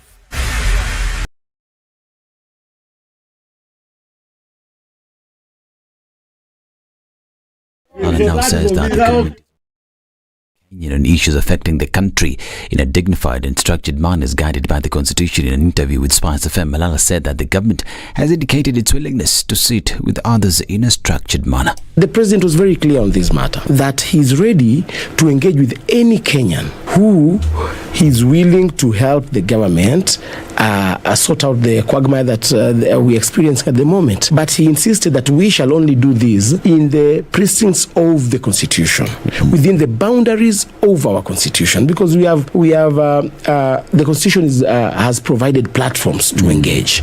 One, we can engage through the legislative arm. We can bring motions. Second, you can propose policies that you think as a Kenyan citizen that, come on, if we change this policy, then the cost of living can come down. Third, we have public participation platforms. You can bring your views in the public participation platforms. Fourth, you are a leader just like any other leaders in this country, even if you are not elected. We have places, the democratic space of Kenya has been widened right now.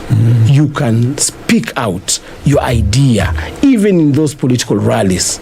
He, however, condemned the statement by Raila Odinga calling for demonstration every Monday and Thursday. Fortunate for such utterances to come from a leader who has been a respected leader in this country. We ask him to withdraw such sentiments. We want to grow this economy. We want to grow this country. We are saying that we are willing to talk to each other.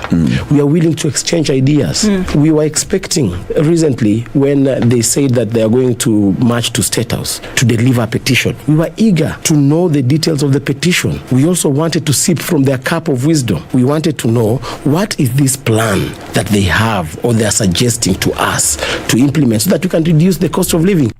Muslims for Human Rights has elected former Chief Justice William Mutunga as the chairperson of its board of directors. Mutunga, who served as the country's Chief Justice from 2011 to 2016, was elected unanimously. He takes over from Khalif Khalifa. A statement by Muhuri noted that Mutunga's grasp of matters of human rights and the law will help the body advance its goal of fighting impunity. Muhuri added that his track record of defending the law will help boost constitutionalism in Kenya. Mutunga joined the Mombasa-based non-governmental organization as a board member in 2021. Now, the drought situation in the country is still dire, with Marsabit and Turkana counties sliding into an emergency. 9 other counties are in the alarm stage, while 11 others are in the alert phase. The CS says that government has since 2021, when drought was declared a national disaster, upscaled its response towards drought through the provision of food relief, water tracking, livestock offtake, repair of boreholes and provision of nutrition. Further, the government has in the last 1 month bought food worth about 2 billion shillings that has been distributed to about 4.5 million people. And the ongoing rains being experienced across the country will continue for the next 7 days. This is according to the Kenya Meteorological Department, who says that isolated storms are expected over some areas, including the parts of the highlands east and west of the Rift Valley, the Lake Victoria Basin, the south and central Rift Valley, the southeastern lowlands, northwestern and northeastern Kenya. On temperature review, chilly nights are expected in parts of Rift Valley, with temperatures likely to be below 10 degrees.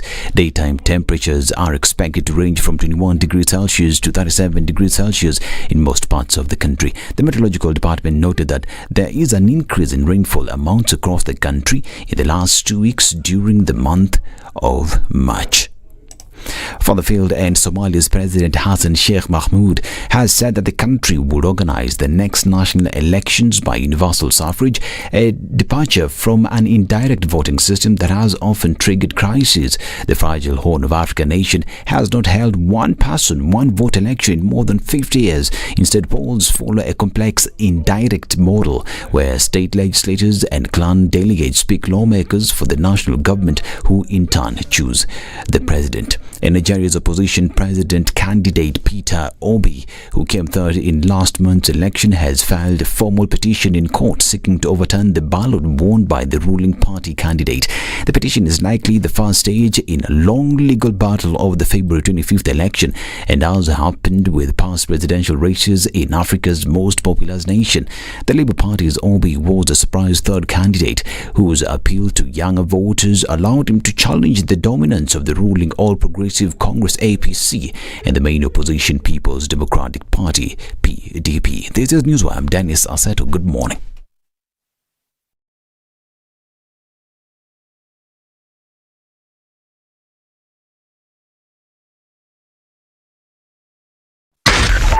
.4 Spice FM, Nairobi. Much better in most parts of the city this morning. Coming off a Thika Superhighway, you should be all right.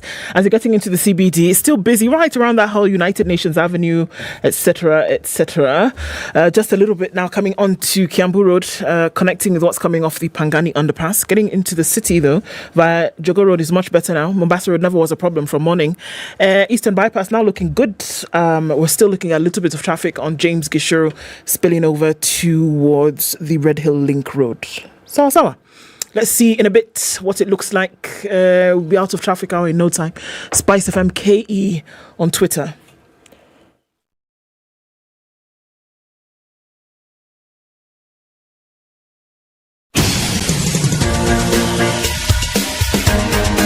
This is the Situation Room, the home of hard-hitting political commentary and penetrating insights about the state of the nation. This is a talk radio experience like no other. The Situation Room, a place for hard truths, debates, and elevated conversations. The Situation Room, witty, political, engaging, deep, controversial. In the room, we have C.T. Muga, researcher, academic, seasoned political observer, a fountain of wisdom in these politically uncertain times. Ndu Oko, Nigerian by birth, Kenyan by choice, communications expert, Pan-Africanist, a truth seeker and believer in people power, and Eric Latin, agent provocateur, the man in the chair, seasoned journalist, news hound, a man who believes in punching up, not down. This is the Situation Room. Good morning and the welcome only to the way to final start your Situation Room today, 22nd day of March 2023. It's a Wednesday. We have the government in the house. So Cleopa Malala, in the absence of a government spokesperson, then the spokesperson of the ruling coalition becomes the what? The de facto. And actually, as Secretary General of the party, yes, that is he's a spokesperson. He's a spokesperson for the party. So when he speaks, listen very carefully. Pay attention. Serikali naongea. Yes. Serikali nasema kitu. Now we want you to speak to Serikali because we'll open the phone lines in a while. So Cleopa has been telling us this government, the Ruto administration got in, they embarked on doing some things. There are very many things that they did within the first 100 days. There are things that they said that they were going to do. They're in the process of doing. All the concerns that are being raised now, cost of living, it's being addressed. There's work that's being done. If it's about, how we're going to improve our economy, those things, their plans are already in motion. Things are happening. Things are being done. The government is working. Basically, that's what serikali iko imara na inakushughulikia wewe. Question is, are you happy with the way the administration is handling the affairs of government? And we've asked all those questions. The issue of the CAS is, do we need them? Do we need that many? Do we need We've asked the issue of budget and appropriations, of how much money is being spent by government. We've asked the question of now, the latest thing, Cabinet met yesterday, and the Cabinet has said, we've been talking about privatization. We've gone through the country, we've taken public views and opinions on privatization of various state parastatals. Now there's a bill that Cabinet looked at and they said, this would be okay. One of the key elements of that bill is the National Treasury CS look at a state entity see it's not performing well, see it would be better maybe in private hands, and immediately embark on the process of privatization without going to Parliament. Now, this bill, of course, will go to Parliament, and we'll see whether Parliament actually says, I take away the powers from me, so that the National Treasury CS can be saying this. And this is a question that I imagine. If the administration is so keen on following the rule of law, what is it finding as such a difficult thing to go to Parliament and just seek the people's consent on privatizing a certain entity, one or the other? The body mandated to legislate. A law is a law when it passes all the legislative processes. When the law says that putting on earphones in a radio station the way you're putting on is illegal, then that act becomes illegal. And therefore, when Parliament will pass the law that says you can bypass Parliament, and the CS can issue a warrant or can issue can order or can ensure that a parastatal is privatized, and it's enshrined in law, then that is our law. Yeah. The same way, yesterday but one, the Ugandan Parliament passed a law criminalizing LGBTQ. You see, that is the law in Uganda. So when that will go to Parliament, be debated, and Parliament adopts that, yes, we can bypass Parliament, then that becomes the law. Okay. And therefore, we shall be following the law as it is passed by the same government. The question is, what is the thinking now of proposing to bypass Parliament? No, why do you want to bypass Parliament? We do not have a mischief in that. Sometimes, Parliament process slows down the process of implementing certain policies in a government. Sometimes. Are you seeing that? Yes. And therefore, we are just trying to find a way whereby we do not politicize, because sometimes when you take serious matters that are going to ensure that we get our economy right through Parliament, first, it can be derailed by time. It can lapse through the legislative season, and a good idea, a very bright idea, can be lost in between us going to Parliament. And therefore, what we are saying is Parliament is an inconvenience. The idea of bypassing the legislation or the authority of Parliament giving consent to privatization of parastatal, we are not bypassing it and giving it to Alem. We are bypassing it and giving it to the CS in charge of Treasury, who was vetted and who has the confidence of Parliament. But couldn't we just do that with anything then? Because, it could be private firms today.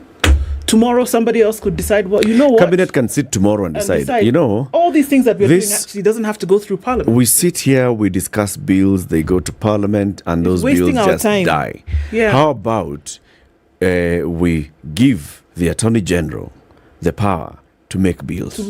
Remove it from Parliament completely. So the Attorney General can draft a bill, it comes to the President assents to that bill, and it becomes law. How about we just take a bill to Parliament saying, the legislative role of Parliament shall be taken over by the Attorney General? The arguments you're bringing up will be brought up in the debate. That is why with Parliament. That decision is not going to be made in the streets. That decision is going to be made in Parliament. So if that argument wins, then an amendment will be done. So you still have an opportunity to advance your argument, and that is why it is not dictatorial. It is a proposal. Sure. Which it's is supposed to be... Just a moment. No, it's not worrying. It's a proposal which is supposed to come before Parliament, debate it, bring out the points that you are bringing it, and a decision will be made on the floor of the Parliament. What is worrying is when you prefer the idea that, sometimes we have a very good idea, and if we take it to Parliament, it's going to take time. People will now bring up politics, frivolous political stoppages to the thing, and then it ends up dying. Do you see what I'm saying? Yeah. It has happened that before. But this is what I'm saying. You're now setting a precedent and saying, actually, this place, Parliament, which is mandated to legislate, hoping that you would actually bring up both sides or how many ever sides of an argument coming and come up with the best solution for the country, is actually a place where things go to waste time and die. Not really. That is why he has respected the legislative arm by taking the law to the parliament to ensure that they debate it, and if they think otherwise, and I'm sure, and that is where now the role of opposition comes in, if they think otherwise, they will bring the matter on the floor of the House, transact it on the floor of the House, advance and prosecute their matter on the floor of the House, and move amendments. Okay, let's say your boss essentially comes and tells you, because we also know that where the majority is in parliament, right? Yeah. So the leader tells you, actually, guys, we are going to come to you. This is my suggestion. And I am going to come to you, over whom, remember, I am your leader. And I am going to suggest that you remove from yourselves the power to do 1, 2, 3 things. Look at it again for the second time today. I'm going to ask you to be brutally honest. How do you think it looks? In what direction do you think this parliament then is going to lean? Essentially, you should know that our constitution envisaged having separation of powers between the executive and the legislature. Exactly. And the legislative arm is supposed to operate independently. It's supposed to oversight the executive, regardless of whether you are a member of parliament of the majority or minority. Yes. Your core mandate under Article 96, all the way read to 99, is to ensure that you have an oversight body oversighting the executive. I want to remind you, when government wanted to import GMO maize, even legislators in the ruling party opposed. Sure. You saw Senator Cherargei and senators from Rift Valley opposing vehemently the matter of importation of GMO. You saw Didmas Baraza, a staunch supporter of the president, opposing. The president respected their views as an independent body meant to oversight him. In the same breath, it is now upon the members of parliament to make that decision. A proposal has been made by the executive, by cabinet, to them. It's upon them to say, no, this is not right. So that is a duty they were elected to perform as independent members of parliament, as an independent arm of government. So the ball is now in the court of the legislators. Let's see how it unfolds. What is worrying is not the fact that, we are following due process. Obviously, we are following due process. It's very, very good. What is worrying is the fact that that thought could even come to the executive. That let us bypass. You tested it the other day with sending the military without going to parliament, and the justification, they are working under the police, so it's not police above parliament, it's not police under it's. And you tested it. And then it can go to parliament later. Yeah. We got that. And it happened. Now you are taking a bill to parliament to basically say, let's remove away the power of parliament to do something. What is worrying is that the executive can actually conjure up such a thought. Because what you start asking yourself is, what are they going to do next? Come up with a proposal as ludicrous as that one and say that, there are some bills that shall go through parliament and there are some others that don't have to go through parliament. Let's test a few of them, bills that just don't have, money element in them. If it's about, appointments, we can appoint and open the door. Anything is going to fly in, Cliff. It's the thought. There are countries where such bills, forget that, such statutes exist in their constitution. Okay? France, they have something called Le 49.3. How do you say it in French? 49.3? That one. 3. Now, yes, this was set in 1958. Now, it was a reaction to what a previous regime prior to 1958 had been. It was an indecisive regime. So they said, no. Sometimes in this country, this thing going to parliament, what Majmu is saying, it takes too long. So let's give the executive some power so that when a decision needs to be made, they can make it. But the circumstances then changed.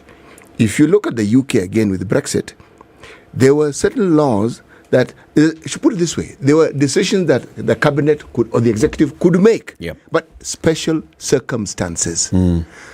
What are these special circumstances that we have right now that require this consideration to be made? Yes. What is it? Already our constitution also allows for such. Article 223 that has been quoted here. Keep quoting it. You can spend and then you come and tell parliament, by the way, jana sukari iliisha ama gas iliisha nikipika ugali, nikanunua gas, ndio hii bill, ndio hii receipt. The circumstances. The circumstances. But there are special circumstances around it. What would be the special circumstance for privatizing without parliament? And that is the essence of taking this suggestion through the required processes. We have made a suggestion. That legislation is going to Parliament. They are going to advertise for a public participation session. Just a moment. And it's good for you to be you know your facial expressions and your body language. I was shifting in my seat, sitting. You get uncomfortable every now. That was a movement. That was a shifting. Is that what it was a protest? She's peaceful. I'm okay. Continue. So the legislation will go through public participation. We're going to have the pre-scrutiny publication. We're going to have the first reading. We're going to interrogate clause by clause. The general public will have an opportunity to bring forth the suggestions that you are bringing to enhance the bill so that it comes, by the time it comes out in the third reading, it is a bill that now meets the threshold of our constitution. And therefore, we are saying that we have given up an idea. It is go through the ovens of public participation, first reading, second reading, and people will vent. People will ensure that at the end of the day, we shall have a good bill. Okay. So what we are saying is patience. Allow the government to transact and to give ideas on how it wants to revitalize the economy. And fixing Kenya's economy and fixing Kenya's problems requires hard decisions. Hard decisions. Hard. And some of them include these ones. Hard decisions. Sorting out the banditry. Oh, don't even let me. No, just a moment. Just a moment. So it required hard decisions because people are dying. We are going around the stories. People are using the same banditry activities as campaign tools. Politicians were the ones involved, the police. It was an entire saga. But it required a decision. A hard decision. So for us to fix certain problems in this country, we require a person who is decisive, a person who has a clear agenda for this country, a person who has proposals. We have made a proposal. Let us have counter proposals. Let us engage until we have the best out of it. It is not a dictatorship. The countries that I mentioned, one of the things about their constitutional demands or dictates in such matters, within those same constitutions, they had a clause where Parliament, much as it could be bypassed, could actually put a halt to that process. It wasn't their constitution. Meaning, for instance, in France, within 24 hours, a certain majority in Parliament needed to have a vote of no confidence within 24 hours. Meaning, there's a process. There's a check and balance within that. That's a very brilliant idea. And I think with this kind of mind, we require you in a different platform. We will have to extract you from this studio. I have seen you've got a brilliant mind that can help Kenya. And that one, it's a compliment, a very genuine compliment. Such ideas, I'm sure if they are processed in the minds of the executive plus the legislator of the current government, you are a resource person. And I'm not going to let you stay here in this. You are. These are brilliant. City usiharibu. Just leave it there. I shouldn't say what I'm about to say. Kazi ndio hii inakuja alafu naanza kuongea mbaya hapa. What's the today's proverb, City? It's from Kenya. Today's proverb says what? Do not say the first thing that comes to your mind. Bas. Yes, don't say it. Apply. 0719012600. We wanted to call. So we saw the poll the other day that was talking about whether people feel that Kenya is heading in the right direction. Okay? And we want to ask people the same question so you can hear it and then you hear what the areas where Kenyans are happy or Kenyans are unhappy. And that's what we want to do by opening up the phone line 0719-012-600. Do you think the government is on the right track in addressing the issues that it ought to be addressing, the pressing issues of Kenyans today? Do you think the government is on the right track? Let's hear from you. Cleopa Malala is here. He is a Secretary General of UDA. Are you also quasi-member of the cabinet? No, not yet. Not yet. Not yet. But you never know. You never know. Better days are coming. Recently, people said that you had actually taken your foot and put it in your mouth. And this was soon after you were elevated to the position of Secretary General of the party. And you started talking about, how about we consolidate small parties within the Kenya Kwanza coalition and bring them into one fold and become one giant party. Of course, you can claim victory because several parties have already come and said, we have folded, we have joined UDA. Yes. But then the others who've said, Cleopa was speaking out of turn. You know the way you said, kila mtu lunch. Now you are saying, funga. Oda. So...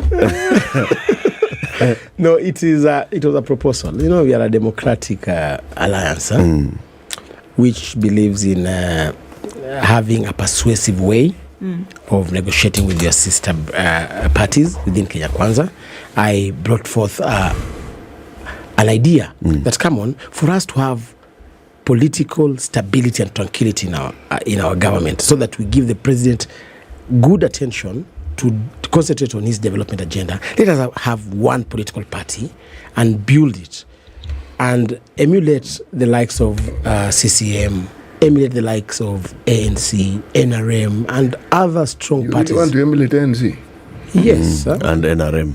Even NRM, at least they're part of political success stories. They have a structure. Yes, and solid structures. So because we lost most of our seats, parliamentary seats, because of our intra-competition. Ford Kenya was competing with the UDA was competing with ANC. So for strategic purposes, and because my role is to have a political party which is going to ensure that President William Ruto is re-elected in 2027, in as much as we are advancing the development agenda, we should, on the sideline, be advancing our political agenda to ensure that we remain strong politically. You remember Uhuru Kenyatta, once he got into power, he forgot to build his political vehicle that took him to power. So he started repairing the vehicle 5 years down the line and it was getting late. So as we said, we don't want to wait. We want to service our vehicle. We want to ensure that we are always ready to travel. Anytime, when you wake up at 3 a.m. in the morning, you just half kick and you're gone. So we said we want to consolidate one strong party. There are parties which have agreed to us. We were 14 affiliate parties. Up to now, we are 7 who are speaking the same language. The remaining ones are still contemplating. But and we have said that we shall work in whatever formula they want. If they want to remain as isolative, as independent parties, we shall respect that. Okay. If they want to fold up, again, it is a strategy that we shall employ. Okay. So we are not dictatorial. Okay. We are a listening party. We are persuasive in our approach on issues. I respect my former party leader, Musalia Mudavadi. I respect the Speaker of the National Assembly, Moses Masika Wetangula, and we want to work together as a coalition. We are not going to have any divisive dialogue or engagement in our alliance. Hey, you've toned down. Okay, let's go to the phone lines. I have several people on the line. Leroy in Kajiado, good morning. Good morning, Latif. How are you doing? The rest of the panelists. Yep.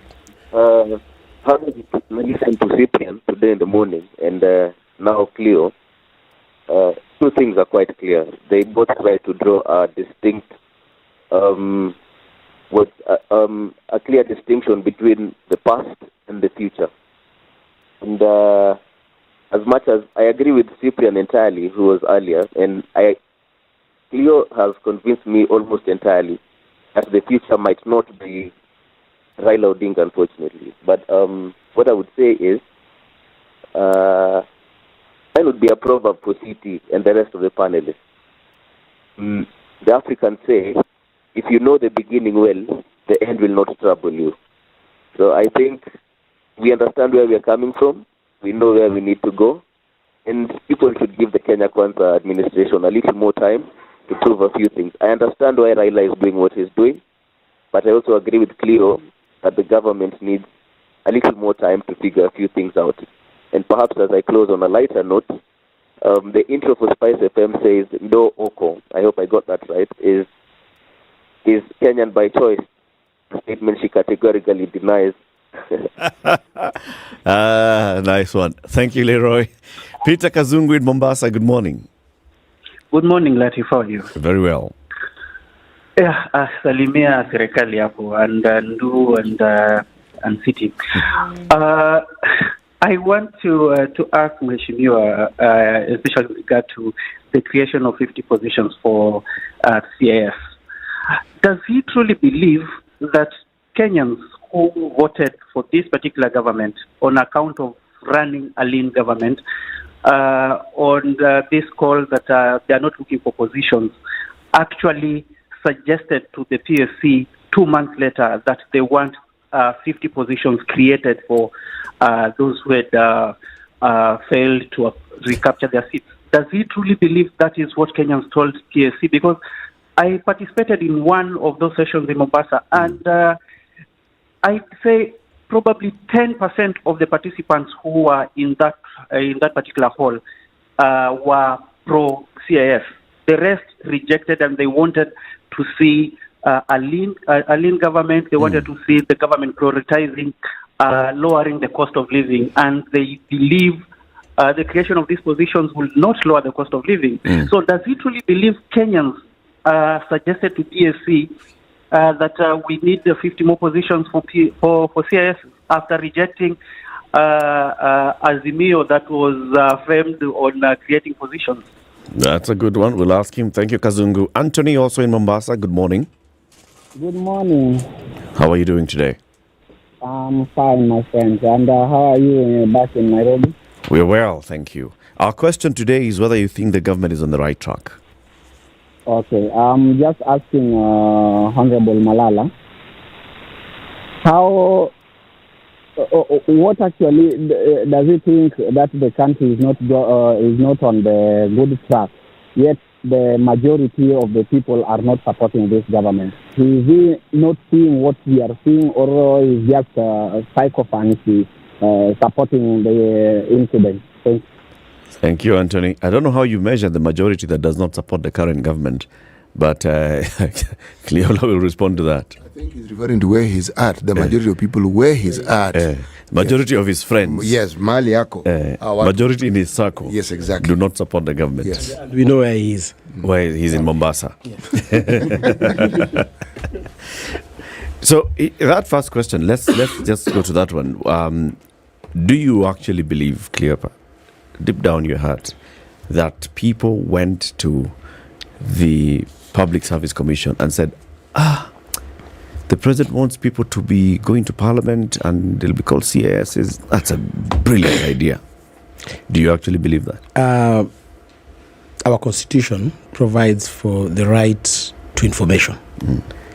Every Kenyan has got the right to information, and I'm 100% sure that the reports published by the Public Service Commission is free. You are free to access the report, and therefore that Kenyan should find time, go to the archives of governments, extract the report of the Public Service Commission as pertains public participation on the issues of CIS.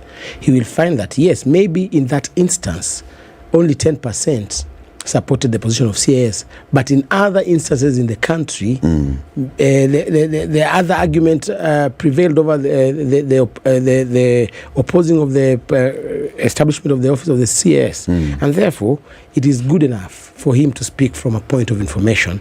Let him get the report, he will get the facts, because government works on reports, feasibility studies, research, and therefore we cannot just wake up in the morning and say that this is what Kenyans said, and yet they're not. Remember those public participation forums. We have Hansard gadgets. We have Hansard gadgets in those public participation. They are recorded, and therefore any Kenyan can want. And we have the public participation bill. Act which came into act. We have certain measures to see that you can go back and look into issues of public participation. Second, on the issue of as to whether the majority of the people are happy. You know, the only measure of whether we have a majority of people who are supporting the government or not is through the ballot. So we would like to urge my friend. It's one measure. Another one would be like opinion polls. No, opinion polls. Infotruck released one. The same Infotruck released. Don't take me to that. Infotruck released one, and they said 62% of the respondents said that Kenya is heading in the wrong direction, and as against 22% who felt it's heading in the right direction. 15% were okay, it's heading somewhere. Yeah, and that's an opinion. It depends on the scope. It depends also on the questionnaire, what they were asking for. Maybe they were asking on areas which Kenyans feel that we are not going in the right direction. But when you evaluate the government in totality, maybe when you look at our tourism policies, and maybe they are not encapsulated in the questionnaire, when you look at our East Africa integration relationship and foreign policy relationships, maybe they were not captured in the questionnaire. Maybe in other aspects of the government, we are performing well, and we are an open government which listens. We are saying that, yes, if that opinion is true, then we are using that opinion poll to ensure that we still have time. We still have 4 years down the 4.5 years down the line. We are going to correct. Kenyans' opinion must be respected. We are going to use such data to ensure that we improve our administration. Nobody is perfect. So if 62% of Kenyans think, according to Ipsos, that we are not Infotruck, that we are not headed to the right direction, we shall use that, and we shall look at the notes that are attached to that report and improve our services to Kenya. We want Kenyans to talk to us. Those who felt it is heading in the wrong direction of mainly citing the high cost of living, high taxes imposed on people, unemployment, poor governance, bad politics, poverty, drought. Those that felt that the country was heading in the right direction were citing that there is peace in the country. Kenyans are living in harmony. The executive, that's the ministries and the president, were working well. The cost of living was affordable. The economy was doing well and growing. And the president is a God-fearing person, among others. Yeah, good. And you see that aspect of bad politics. So the 62% did not say that, yes, they don't agree with the current establishment, but they did not say that they want the other parties to come and take over. They only said that they are seeing that we are not heading in the right direction. They should give us time to correct. To correct this course. And we are human beings. How much time? You know, we are just 6 months down the line. And how much time? And 5 years. Okay. We have 5 years to so you should be given 5 years to be judged. We should be judged after 5 years. Okay. Yeah. Let's take a break. It's 20. How many minutes? 23 minutes to 10. Kenya's biggest conversation takes a minute-made break because it's important to do this. Why? Reboot, recalibrate, everything, and take a moment where you just say, helps your productivity, helps your immunity, boosts your productivity. We'll still pick your calls after these. 0719-012-600. Speak to Cleopa Malala, UDA Secretary General. This is the Situation Room, the only way to start your day. Sleepwalking through the afternoon. Sleepwalking through the afternoon. Sleepwalking through the afternoon. Don't live life on repeat. Enjoy your break moments with Minute Maid Delight, a treat that awakens your senses and fills you with vitality. So fill those break moments with the indulgent sensations of Minute Maid, featuring delicious mango, tropical and apple flavors. Minute Maid, filled with life.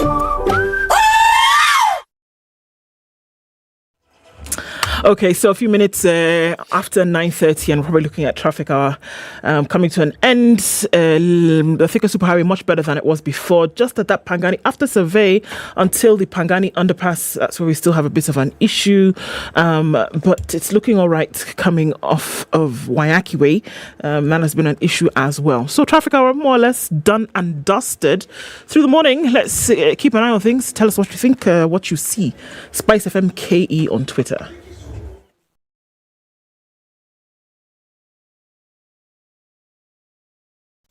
Business News with Spice FM. I'm Dennis Aseto.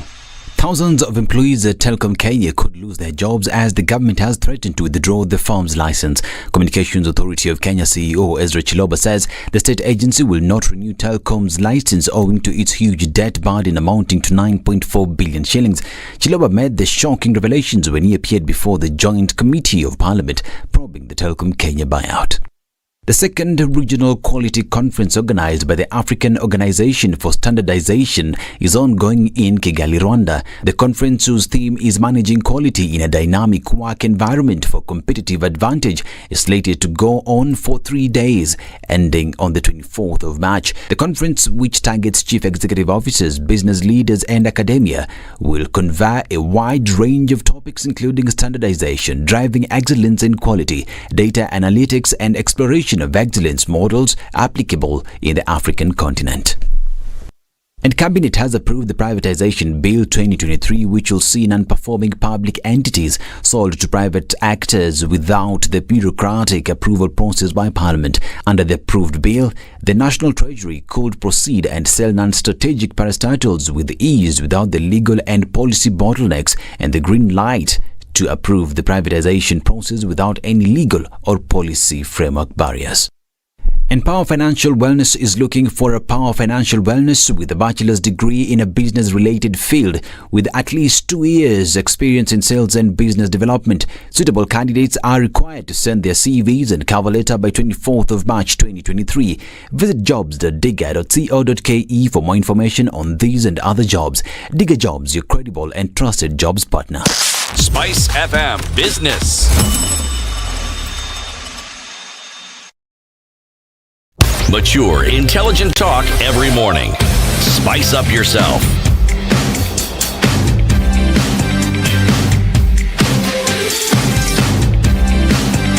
Mornings 20 minutes done right.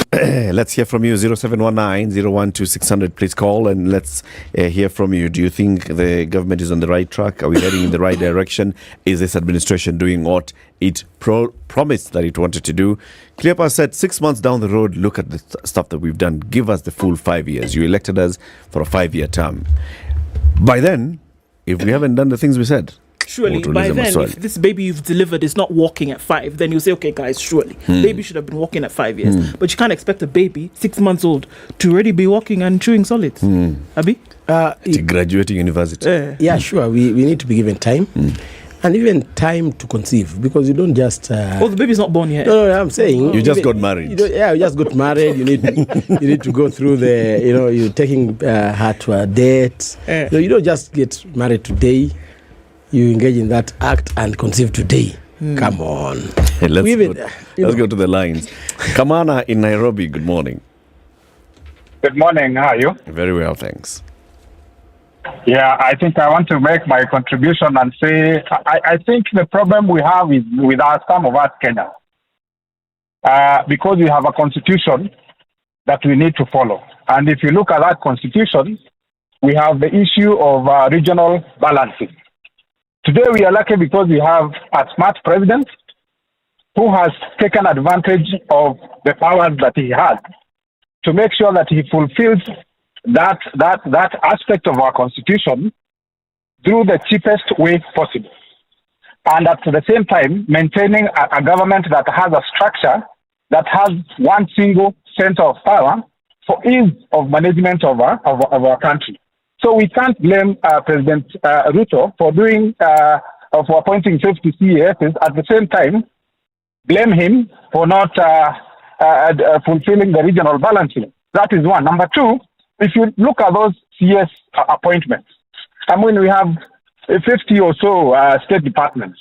So we have each person for a state department. On this, he's done because he's a good manager. I mean, we've seen him from the time he was in the Ministry of Agriculture. All the places that all the ministries that the president has gone through, he's always made a positive change, and that I can say we can only give him time. Probably after 2 or 3 years, that is when we can judge whether he made the right decision or he didn't make the right decision. Number two, you cannot judge a government that has been in power for less than 6 months. In fact, Ruto has not even been in power for 6 months, technically, because those CASs have not even started working.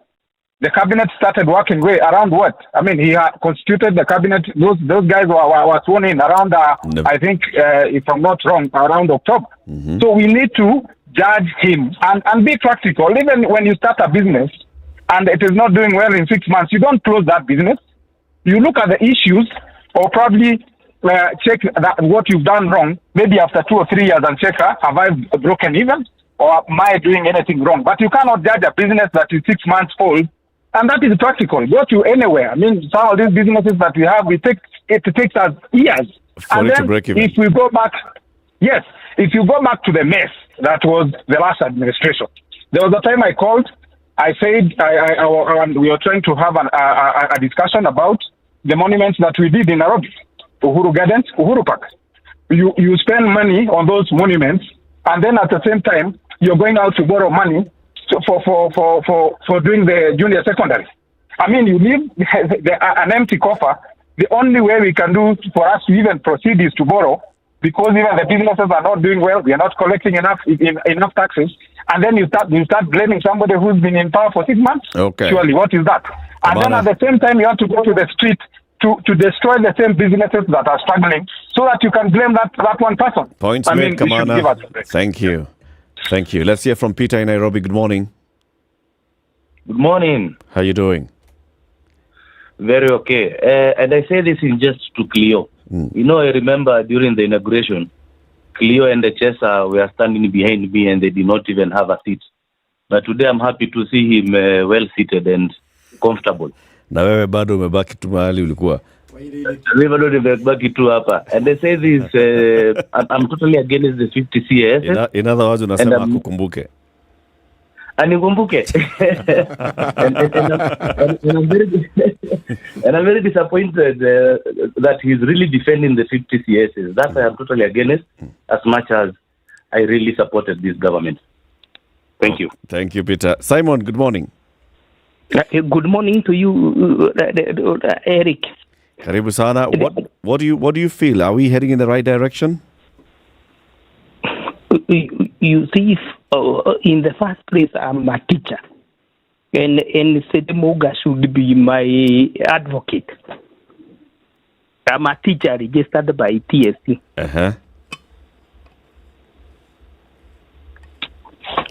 Imagine legally posted in one of the let me not mention the primary school.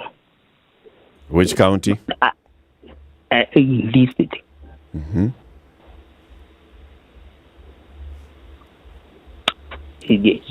I'm legally stuck. So Simon, if I hear you, we should remove this administration from power. Hold on. You are a registered teacher with the TSC. Are you employed by TSC? Sure. I even have the NAP. You have been posted. I have the certificate. You have been posted to an area where you don't think you ought to have been posted. No. Imagine I was posted legally and sacked. It pains me to death. Just that. Tell Eric Moga. You know Eric Moga is a teacher. Please tell him. I've told him. Thank you, Simon. Tanu in Baringo, good morning. Good morning, Eric. Morning. So, I want to congratulate Malala for the work he's doing. He started it well. and I think he represents the government very well. He should be the spokesperson, actually. But concerning the issue, the demos that Raila has chosen to put Vuruga to in our country, I want to really emphasize what we all know, that Raila is simply targeting to be given a handshake. We all know that. Because if you look at the demands that Raila is demanding from government, they are all impossible. It's not possible for you to ask to be included in the select in the panel that will be selecting or really interviewing the IBC commissioners, when the law is very clear on the procedure of how that exercise should be undertaken. Tanui, if I'm to ask you just directly, are you satisfied with the direction that the administration has taken so far? Are we heading in the right direction? We are heading in the right direction, and that's why I'm questioning on the people that think we are not headed in the right direction. Because, first of all, this is a new administration in place. Okay. And it's very clear in the manifesto, the UDA manifesto, the Kenya Kwanza manifesto. It's very clear how the unga price is going to be brought down. It's very clear how the cost of life is going to be dealt with. All that has been put down very clear in the manifesto. So when Raila comes, I want to pick other callers as well. You've already made the point on the what you feel about the demonstrations. Thank you, Tanui. Oduor in Nairobi, good morning. Good morning. How are you today? I'm fine, thank you. Are we heading in the right direction? Well, for me, from where I see it, we aren't. That's the first point. And there are reasons that leads us to where we are.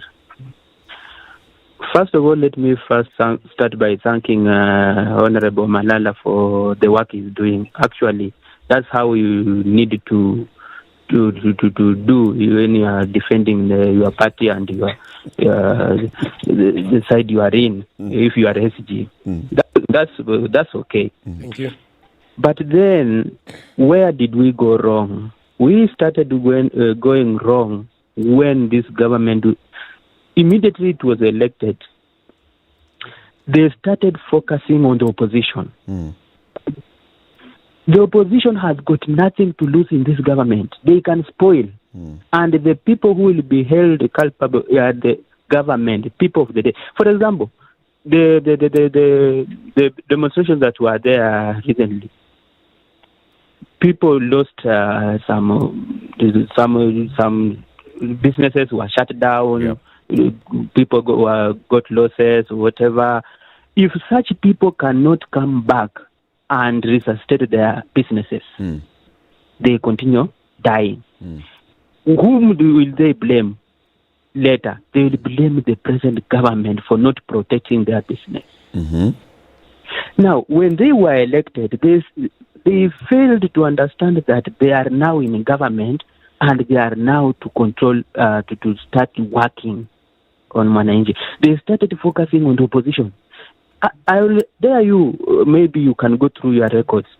Tell me any day that the president and deputy in a public forum where they never talked about the opposition. Why are you concerned with the opposition? Though, in fact, so they should ignore them and focus on their work, on their job.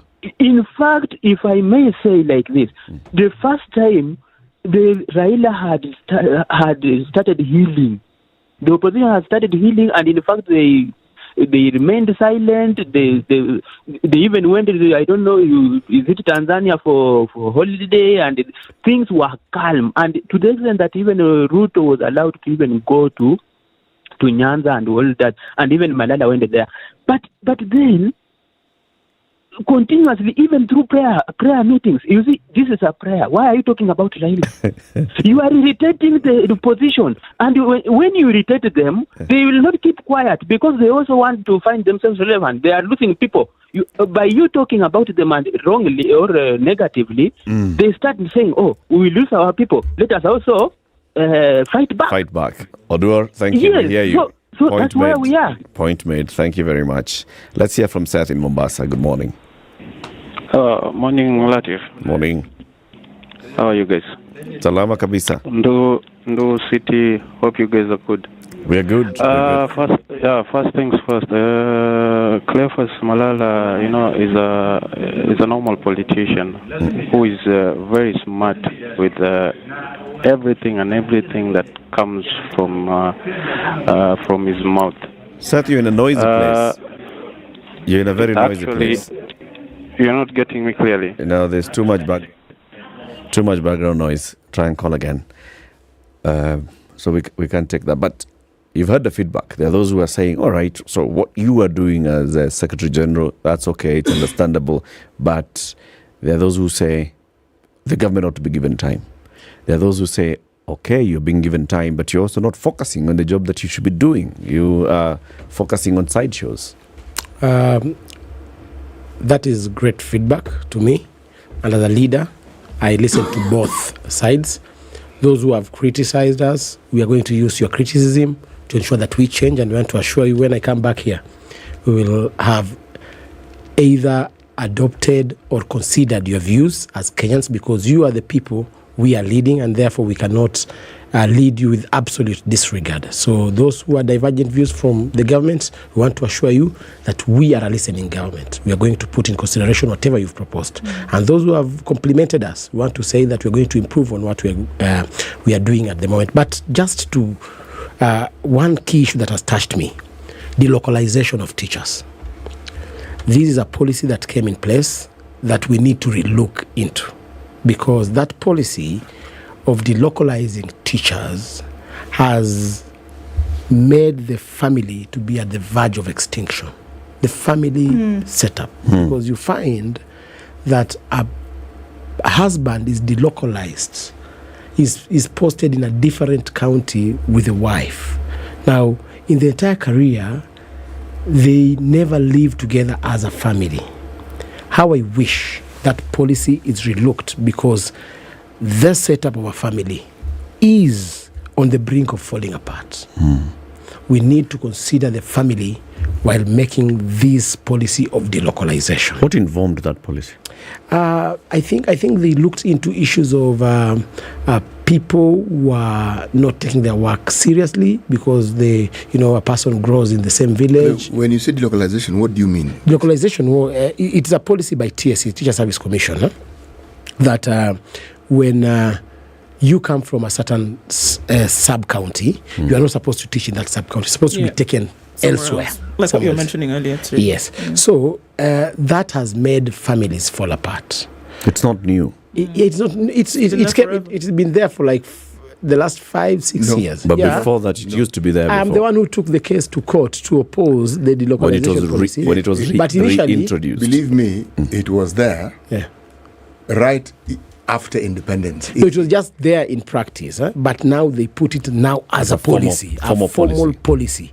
And I took the matter to court, tried getting restraining orders, but TSC won the case. But now it's a time they evaluate the outcome of the delocalization, because we have seen children now growing with single parents, yet they have both parents. We need to appreciate the family setup. So these are matters that we can look into and delve into seriously, so that we protect and cushion the family as a basic unit of life. Remember what was then made into a policy, didn't just involve teachers, it was civil servants. Anybody who worked for Serikali can be posted anywhere. Yes, but what I'm talking about is the delocalization by the Teacher Service Commission. Actually, I'm in agreement. If we push it beyond the teachers into the entire public service, even into the security agencies, Police officers are delocalized. But I remember, previously they used to consider the family setup. You will see a teacher who is the head teacher of Alliance High School, and the wife is also a teacher in the same school. Nowadays, they look at your ID because your wife comes from Makueni and you come from Kiambu or Kirinyaga. You are posted to Vihiga. She's posted in Wajir. Come on. Can you really survive? No, the point you make is a valid one. Because what existed served a purpose. You want to deconstruct any strong elements of tribalism and get people who worked for the government to think like Kenyans, so you could go and work anywhere. Now, are we saying that particular way of doing things has served its purpose? And that now we think as Kenyans, or as you say, do we need to actually be granular and say, look, folks, when somebody's married, this is what you need to consider. Yeah, that's what I'm saying. Me, I'm coming from a point of view of cushioning the families. Okay.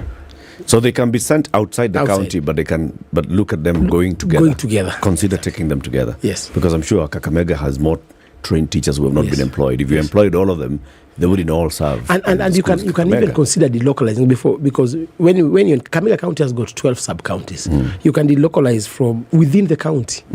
You must not delocalize far away from the family. From the home. Cleopa, thank you very much for joining us today. You'll come back soon. We will keep asking you these questions so that you can respond to Kenyans. Thank you so much. This has been a wonderful session. Good to be here. Sawa. Have a lovely day, folks. We'll see you tomorrow. It's 10 a.m.